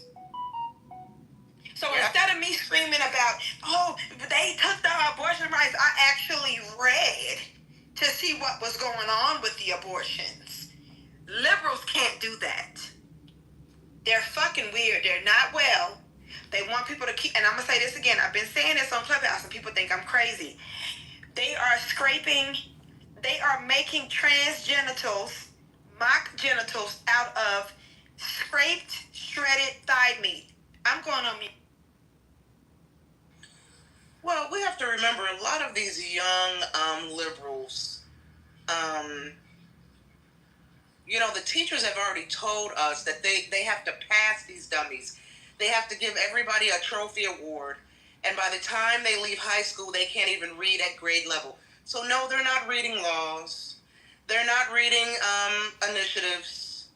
They don't know what the hell is going on. Congressman John, this is a woman's only space, Congressman. You're going to be booted. Okay? You're going to get booted out of the space, Congressman. And I don't know if that's you with the Anon. Okay? That's probably him with the Anon recording our room. Creepy. Yeah, they can't read. So no, they have to get their talking points from the liberals. And look at what Harper said before she left. Got it, wrong room, wrong space. See, black liberals especially, they like the echo chamber. They like to be surrounded by the same talking points and the same like-minded people. You cannot be a black conservative. You cannot be a black Trump supporter. You cannot even be a black critical thinker. Black liberals do not like that shit. And I'm not saying all. Some will tolerate you if you're a black conservative or kind of a right-leaning or independent, moderate type of person. But if you're critical of Democrats, if you're critical of leftists, they do not like you. Somebody said in a room the other day I was moderating, they're like, we need a new civil rights movement. I had to ask the person, what would that look like to black people? Because we don't even like to be critical of each other. We don't even like black people who don't think and vote like us. Can you imagine you're a mom and your young son or daughter could be the next, Martin Luther King or just some great leader? God has already preordained this person to be the voice of the community when they become an adult. And suppose they're not a leftist, liberal, they-them weirdo. Black folks aren't going to listen to that person. Yeah. You know how many people have asked me to run for politics, get into politics? So many people, especially on this app, have said, nah, you should get into politics. When I was really heavily active on Facebook, now you should get into politics. Why? You niggas ain't gonna do nothing but assassinate my ass. The fuck? You think I'm gonna put my life on the line for black folks? Absolutely not. And I love my people, but they don't want to listen to me. First of all, they're not going to listen to a black woman unless it's Kamala Harris talking about, this is the first time I had a pork chop sandwich. Remember she did that when she was running for presidency the first time? And then the second time, wait a minute. She talked about pork chop sandwiches? Girl, she went and got a pork chop sandwich from a food truck. Talking about she had never had one before. I was like, and all the black people were like, yes, she's a sister. Black queen, black girl magic. Then a couple months after that, she did a photo shoot in some Timberland boots. Because, black liberals love symbolic gestures. And then, most recently, this last election cycle, what did she do? Told y'all she washed her greens in the tub. And if that wasn't bad enough, the first time she was running for president... Who washes their greens in the tub is nasty. I never heard of that. But yeah. Girl, nobody does. Nobody does. And not even Kamala Harris. And she knows she probably listened to somebody who... What do you call them? People who are... I can't even think right now. I don't know. Let me come back to that because, yeah, probably. She thinks that black people wash their greens in a tub, and she was trying to be relatable. And black women let her somebody that was non-black that told her to do that. probably somebody from her campaign who doesn't really be around black folks. Absolutely. Because I didn't even ever hear anything about her washing her greens or freaking talk about a pork chop sandwich. She said that about the greens. She said crazy. that. And black women supported her. I heard her come out her mouth and said that. Yeah, black women supported her and was saying that she's black because she's Jamaican. And that's because black people in America are so ignorant that they don't understand the difference between race and nationality and ethnicity. Black people are very ignorant in the United States. Nowhere else. Africans understand that. Jamaicans understand that. It's black Americans who are very uneducated. They go and get 50 degrees and then will sit there and tell Trump, this black woman reporter with all her useless degrees, when Trump said he did not know that woman was black, that stupid black bitch said she is black. Her father's Jamaican. It's sad that black Americans don't know that Jamaican not a race. That's just like saying she is black. She's American. You can be white American, black American, goddamn Chinese American. What the fuck do you mean she's black because her father's Jamaican? Jamaican is not a race. Facts, because you got all types of Jamaicans. Well, we also have to remember black Americans are obsessed with colorism and the one drop rule. They're obsessed with colorism and the one drop rule. You know, we're a race of people that will tell you Kim Kardashian is black, Cardi B is black, Amber Rose is black, and in the same breath say Lupita Nyong'o is too black because she's too dark. Kelly Rowland is too black because she's too dark. It's a mental illness. You know, so, remember when, my favorite is when, we have to, if you're old enough to remember, way back in the day, when Bill Clinton was running for presidency, and he went on the Arsenio Hall show to play the saxophone. And what do black people say? He's black. Yep. Fucking weirdos. Sure did. They gave that man a black card because all you have to do is move your feet to a beat for niggas. That's all you have to do. Like they doing for the gingers. All of a sudden, let me hush. Wait, child, who are the gingers? You haven't heard on TikTok they say the gingers are black people, and the gingers are on TikTok crying, saying, "Yeah, we've been accepted by black people." Black people are fucking insane. All you need to get black people on your side is a motherfucking riddle and a fiddle. I've been saying that for years. Not a riddle and a fiddle. I love a riddle and a fucking fiddle, and they down with your ass for life. Just make them move their hips a little bit. It's sad. It's crazy. I'm telling you, it's weird as hell. There's this white girl on Instagram, and she does like these workout videos, but you could tell that she's like from the South somewhere and probably been around the blacks.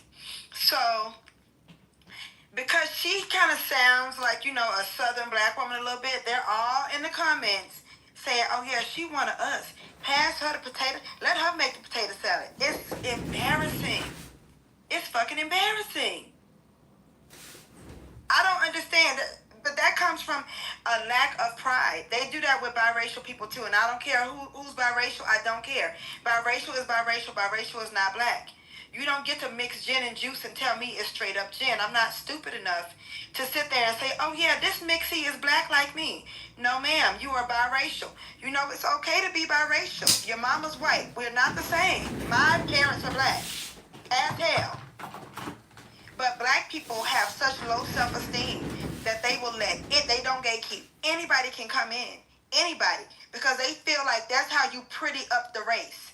By bringing in the mixies and the ones that sound like they have a little bit of a southern drawl and probably had a black friend in middle school. You know, that's prettying up the race to them. When you care about something and value something, you gatekeep naturally.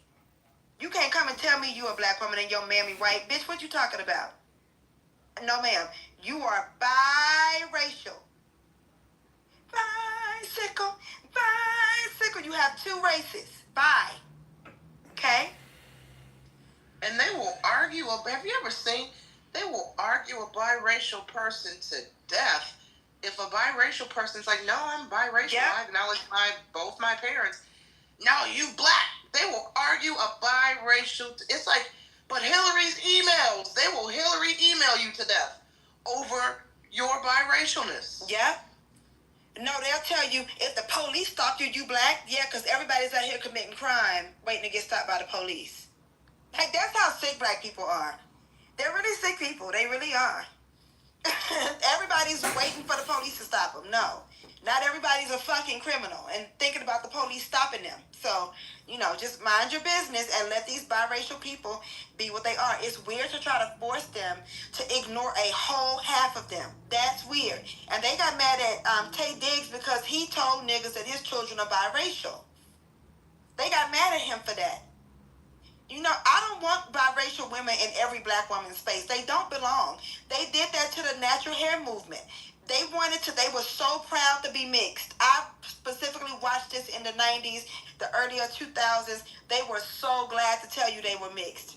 But then when black women started loving our fucking hair and loving our curl patterns, and now we're looking for products and we're not doing relaxers, here they come wanting to be the queen of the natural hair movement. Bitch, you've been putting water and gel on them frizzy ass curls your whole life. This is not about you. You had wet poodle hair your whole fucking life. This is about black women with four textured hair loving our fucking curls. And they sit back and let those biracial women take over the natural hair movement too. Now you got nigga women out here trying to use mixed chicks. Bitch, that's not for your hair. This is what happens when you don't fucking gatekeep. They always biracial women have to be at the top of everything. They want to be at the top of being mixed. And then when black women said, well, y'all gonna be mixed, we gonna be proud to be black girl magic. Now they want to be at the top of black girl magic too. They're a bunch of invaders just like their white mothers.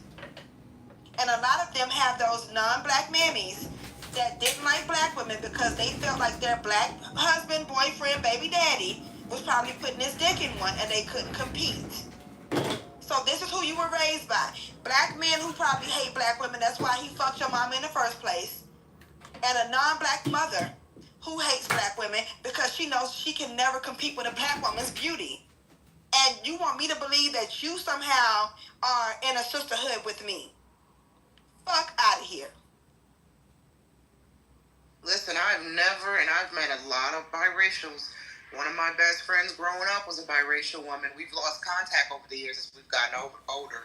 But I've never met a biracial woman who was raised by a white woman who didn't get around black women and start to trauma dump about black girls that hated me growing up. Black girls hated me. They were jealous of me. They were jealous of my hair. I didn't get along with black girls because this, that, and the other. I've never met one who didn't come with a whole fantastical tale about growing up around black girls who hated her, gave her some sort of trauma because they were jealous of her mixed race, jealous of her hair. And as you get older and you get so tired of the tale, you're like, okay, we get it. You've had issues with black women. You were raised by black women hating parents. We understand. You come with a whole list of traumas as it relates to black women. And it's boring. It's actually boring. So if we got any biracial women in the house, please. Black girls don't want to hear your traumatic tales about how you were growing up and a black girl put bubble gum in your, long locks and was jealous of you because you dated all the hot black jocks. We get it. You guys all have the same playbook. We understand. We're not minimizing your experience, but go tell a therapist. Go tell your white mammy. Most of us don't want to hear it because we hear it from all of you. And a lot of that comes from, they didn't have black mothers who were like white. The way white women mother has always been strange to me. Just look at them on the internet. Just get on Instagram. You'll see the difference between having a white mother and a black mother. They didn't grow up with in a black household with seasoned food with a black mother that'll tell you go sit your fucking ass down somewhere. And they crave that. So when they get older, they wanna try to pull on black women and get black women to reparent them and nurture them the way their white mammy didn't. That's really a big part of it. Other than that, I don't give a fuck what happened to you in school, girl. I don't care. I do not care. And you're not going to come over here and, talk to go. Where's your father? Your parents, see, this is the thing. these blacks and whites get together and they fuck and they make these Frankenstein children, these oatmeal colored children, and then they don't tell them what the world is like. And then they come out bothering black women, thinking that black women need to be their mammy. But that was your parents' job to tell you, look, we are different races, we fuck and you're here, and this is what might happen, you know. Now that you're here with your oatmeal colored skin, this might happen. It's their job to prepare you to be a biracial in the world. It's not my goddamn job, because, girl, I didn't suck your daddy's dick. So don't come over here dumping that shit on me. I don't care. I am a very dark-skinned, 97% African black woman. I have hooga-booga problems. I don't have mixedy problems, and I don't want to hear about that shit. Welcome to the stage, Deja. Would you happen to be a cry-racial? I call them cry-racials, because they cry about every motherfucking thing. No, I'm not. I'm just a woman of color. Oh, welcome in.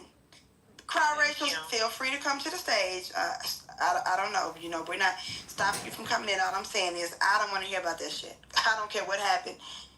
I really don't. I don't care about you fucking black boys, because guess what? I munch carpets. I'm a lesbian. I've never competed with you for no dick. Girl, I don't care. You can take the black dykes too. Take them. If they want a biracial woman, they should not be over here. I'm not nobody's second choice. I date people who want and prefer and love and obsess over dark skin. That's who I date. That's why I date a lot of women who are not even black, because I'm telling you, those Asian dykes, those Hispanical dykes, those white dykes, girl, those white, they love. And if they're black, they're probably really light skinned. They obsess over my skin. That's what I deserve. I'm not sitting around, oh, well, you know, you prefer biracial women, but I'll do because I'm pretty for a dark-skinned girl. That ain't never been me. I date people who don't even look in that direction. They want Naomi Campbell. That's who I date. Okay? I'm not second to nobody. Go get your match. Go get your choice. Because if you're not their first preference, they're not going to treat you right anyway. So I don't know why anybody would waste their time. If you're not obsessed over my naps and and buying me shea butter for my skin, I don't even want you. I don't know why black women argue with these women over these niggas anyway. I wouldn't do it, but you know. Welcome in, Foodie. Welcome to the room. You know, I just realized there was someone in the audience who left during this discussion. I didn't, not that it matters, think about it while she was in here, but she had some biracial children. And no doubt I'm going to hear some shit probably in my inbox later, because she's always accusing me of being racist and weird. She'll probably go into these spaces and talk shit, because there's always some weirdo liberal talking shit about me in somebody's room. Or calling me out about something I said or didn't say. So because she's usually in my inbox complaining about something. So I just realized she left, and I'm like, oh, it'll probably be an hour or so before she's sending me a long ass message about, are you racist against biracials? I might block the hoe. I might block her. Who is it? I'll tell you later. I don't even want to say the name, because folks like to just, did you hear what Nye said? Did you hear Nye was talking about you in another room? She brought up your name and you left. So yeah, I'll back channel you. That's crazy. You know, people are weird with that, wanting to message people and bother people about what they say. I got such a heavy block hand. That hoe would have been blocked the first time. Bitch, don't come crying to me about what you don't like when you don't even have to be in a room with me, hoe. You don't even have to be around me. I wish a bitch would. That part. Yeah, that shit is weird. Hello, ladies. Hello, Nunu. Are you a cry-racial, Nunu? Can you repeat that? Are you a cry-racial? What's that? A biracial that cries about everything? No, girl. I don't cry about nothing. I'm always making lemonade. I heard that. Okay. I don't play. No. I figure it out always, and I never cry. Yes. It's gonna get done. So who's doing that? Oh no, nobody in here did that. We were just talking about, you know, that weird thing that cry-racial women do. You know, when they come around black women, They start crying about how, they were treated by the black girls in school, like we're supposed to be their damn free therapists or something. I wonder if they know about BetterHelp.com. That'd be a good place to go cry about your biracial experience. Yeah, that's a good place to do it. BetterHelp.com, ladies. Check that out. Some That'll be a place racist to go. ass bitches. Complain about how you were treated. Some racist fucking bitches. No, not unless a therapist. Fuck all of these bitches asses they today. really enjoy. I think it's therapeutic for them, and they get off on it a little bit to cry to black women with, they're jealous of my skin, they're jealous of my hair, they're jealous I'm light skinned, they're jealous all the black boys like me. Those be the same 3 talking points that they always recite. So no, I don't know that they want to go talk to a therapist, not unless she's black. That's a point. I don't like when people think that other people are jealous of them. Like, that's just, I don't know, that's like diabolical. Part of that is our fault a little bit. And when I say fault of black women, not all. Part of it is, and I won't even blame the biracial women. I won't hold it against them too much because, in their defense, many of them, if not all, depending on the environment that they were raised in, I have no doubt that they went to school with a bunch of bonnet bandits who were gave them a hard time and gave them a lot of attitude because of their hair and their skin. Because again, we are a community of people obsessed with race and colorism and one-drop rules. Okay? Yeah. And so I have no doubt that a lot of these women caught some heat if they were raised in a black neighborhood or around a lot of black girls, ratchet-ass black girls, who just gave them shit because of how they looked. So I get it, right? Unfortunately, for many of them, in my opinion, I believe that a lot of them think all black women feel this way about them. Remember the other night that white girl came in the room? We kind of had to coddle her and hold her hand and let her know we're not like the white black women that you probably have experienced in your life journey. We're not going to give you a hard time because you're a white woman. We're not going to shut down your voice because you're a white woman. We don't care if you suck black dick.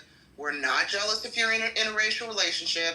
We're not going to give you some attitudes because if you speak, Yeah. So some of them have to be coddled a little bit because of their experiences with black women. And, that is our fault a little bit. You're right, though. But you're right that black women probably have terrorized them because black women terrorize. Exactly. They do.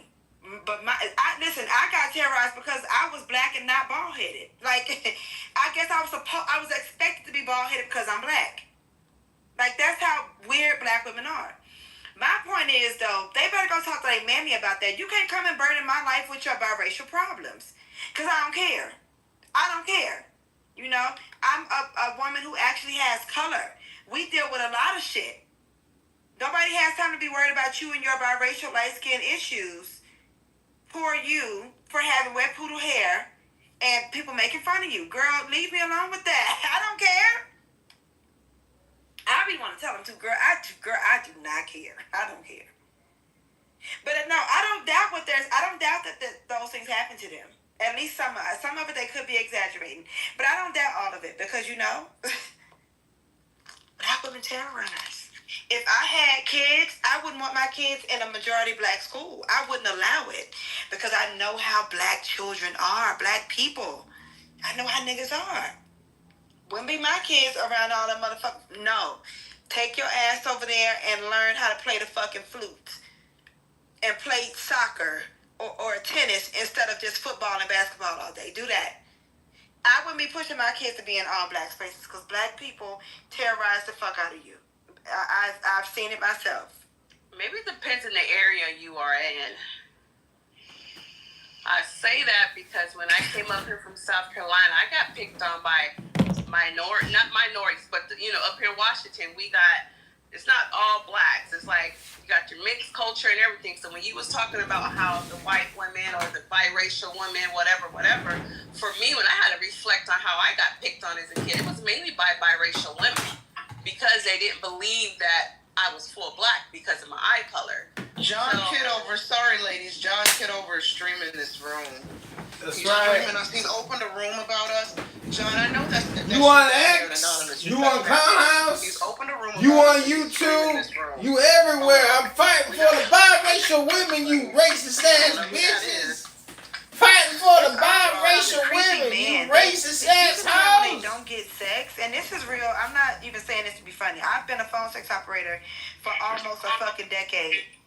When men are not getting sex, they have time to do shit like that. Like nobody will fuck them, so they're just crazy. bitter. That's creepy. It is creepy. They call the phone and this sex person line. in the room. Who do I need to block? Who is it? You can't. He's here under anonymous. They're creepy. The one Anon. And what's really crazy is women don't like get together and report men like that to the police. I bet you he has raped or assaulted somebody. He has a boundaries issue. Wow. When men have boundaries issues, I bet you there's somebody somewhere with the story. They need to be reported to the police. Not to Clubhouse, to the police, because I'm telling you, there's somebody somewhere that man has done something to. It's not normal to be a man and on apps stalking and harassing women and streaming women's rooms. That's some beta male incel shit. It's creepy.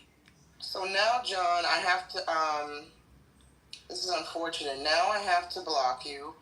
And watch this. Hold on. You got to do this for John. Hold on. You got to give me 30 seconds. This is, 30. We got to play 30 seconds of music because YouTube doesn't allow it. He can get his account clipped. I've heard when the music starts playing, he starts blasting some sort of horn on his YouTube channel to drown out the copyright music.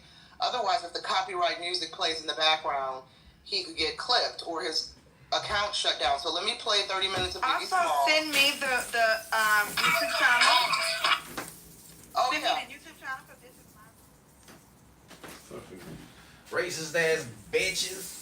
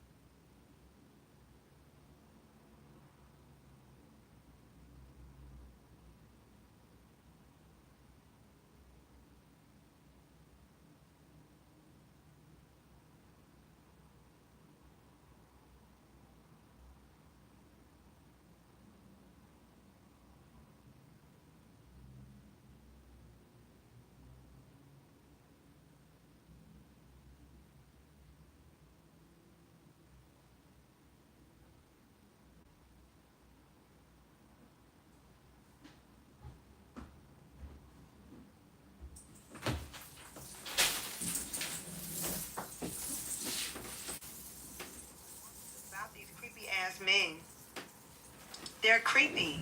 You know, we were just talking yesterday about how the XY chromosome is dying, and this is why a lot of women don't like being around men and saying they'll choose to bear. They are such creeps. Men will follow you on the street instead of just saying hello like a normal person. They'll follow and watch you. They're very fucking creepy. They're creepy. I've been talking to creep. I get paid to talk to them. For almost 10 years, I've been hearing them admit how creepy they are. They love to admit it to women who they feel don't know who they are. Now, here's the thing. Kitover has multiple, because he's running for Congress here in Illinois. He has multiple YouTube channels, but his name is John Kitover. I sent you the main one that's streaming live now. And by streaming live now, 600 fucking subscribers. That's shameful. Girl, go ahead. Yeah. Nobody wants to right now weirdo.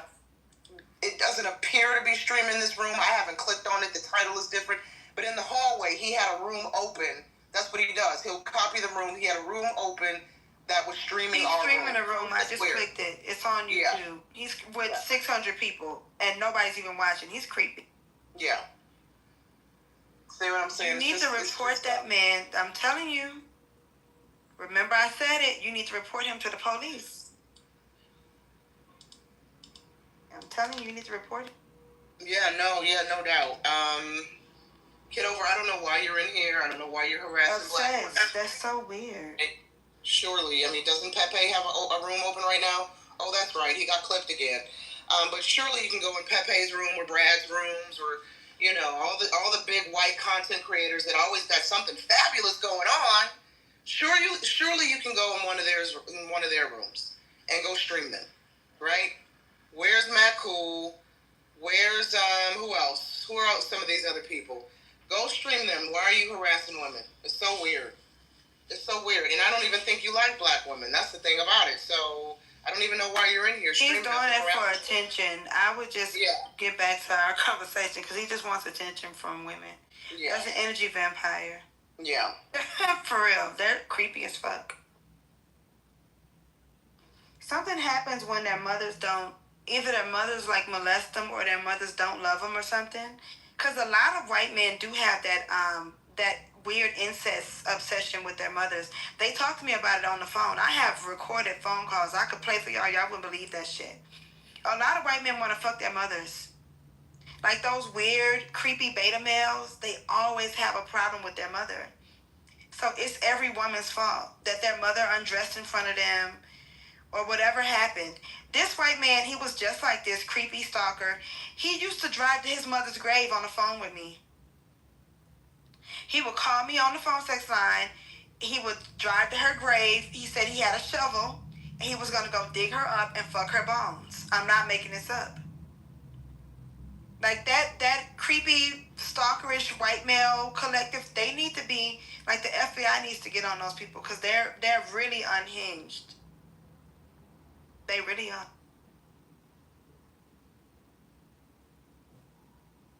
Anyway, welcome in, Joni. Oh, you say your name is pronounced Yanni? Welcome in, welcome in.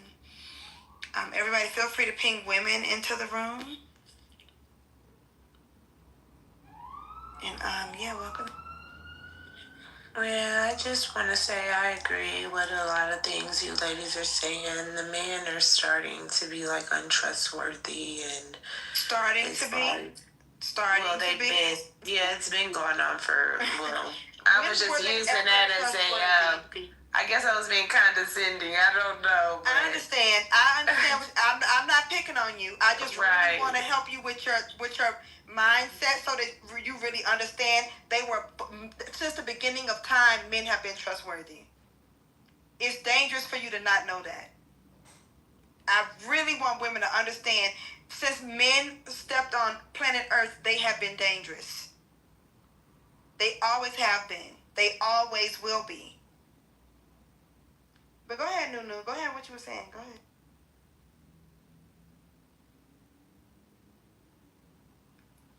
Oh, maybe No, you're right. I just agree with you. You know, I agree.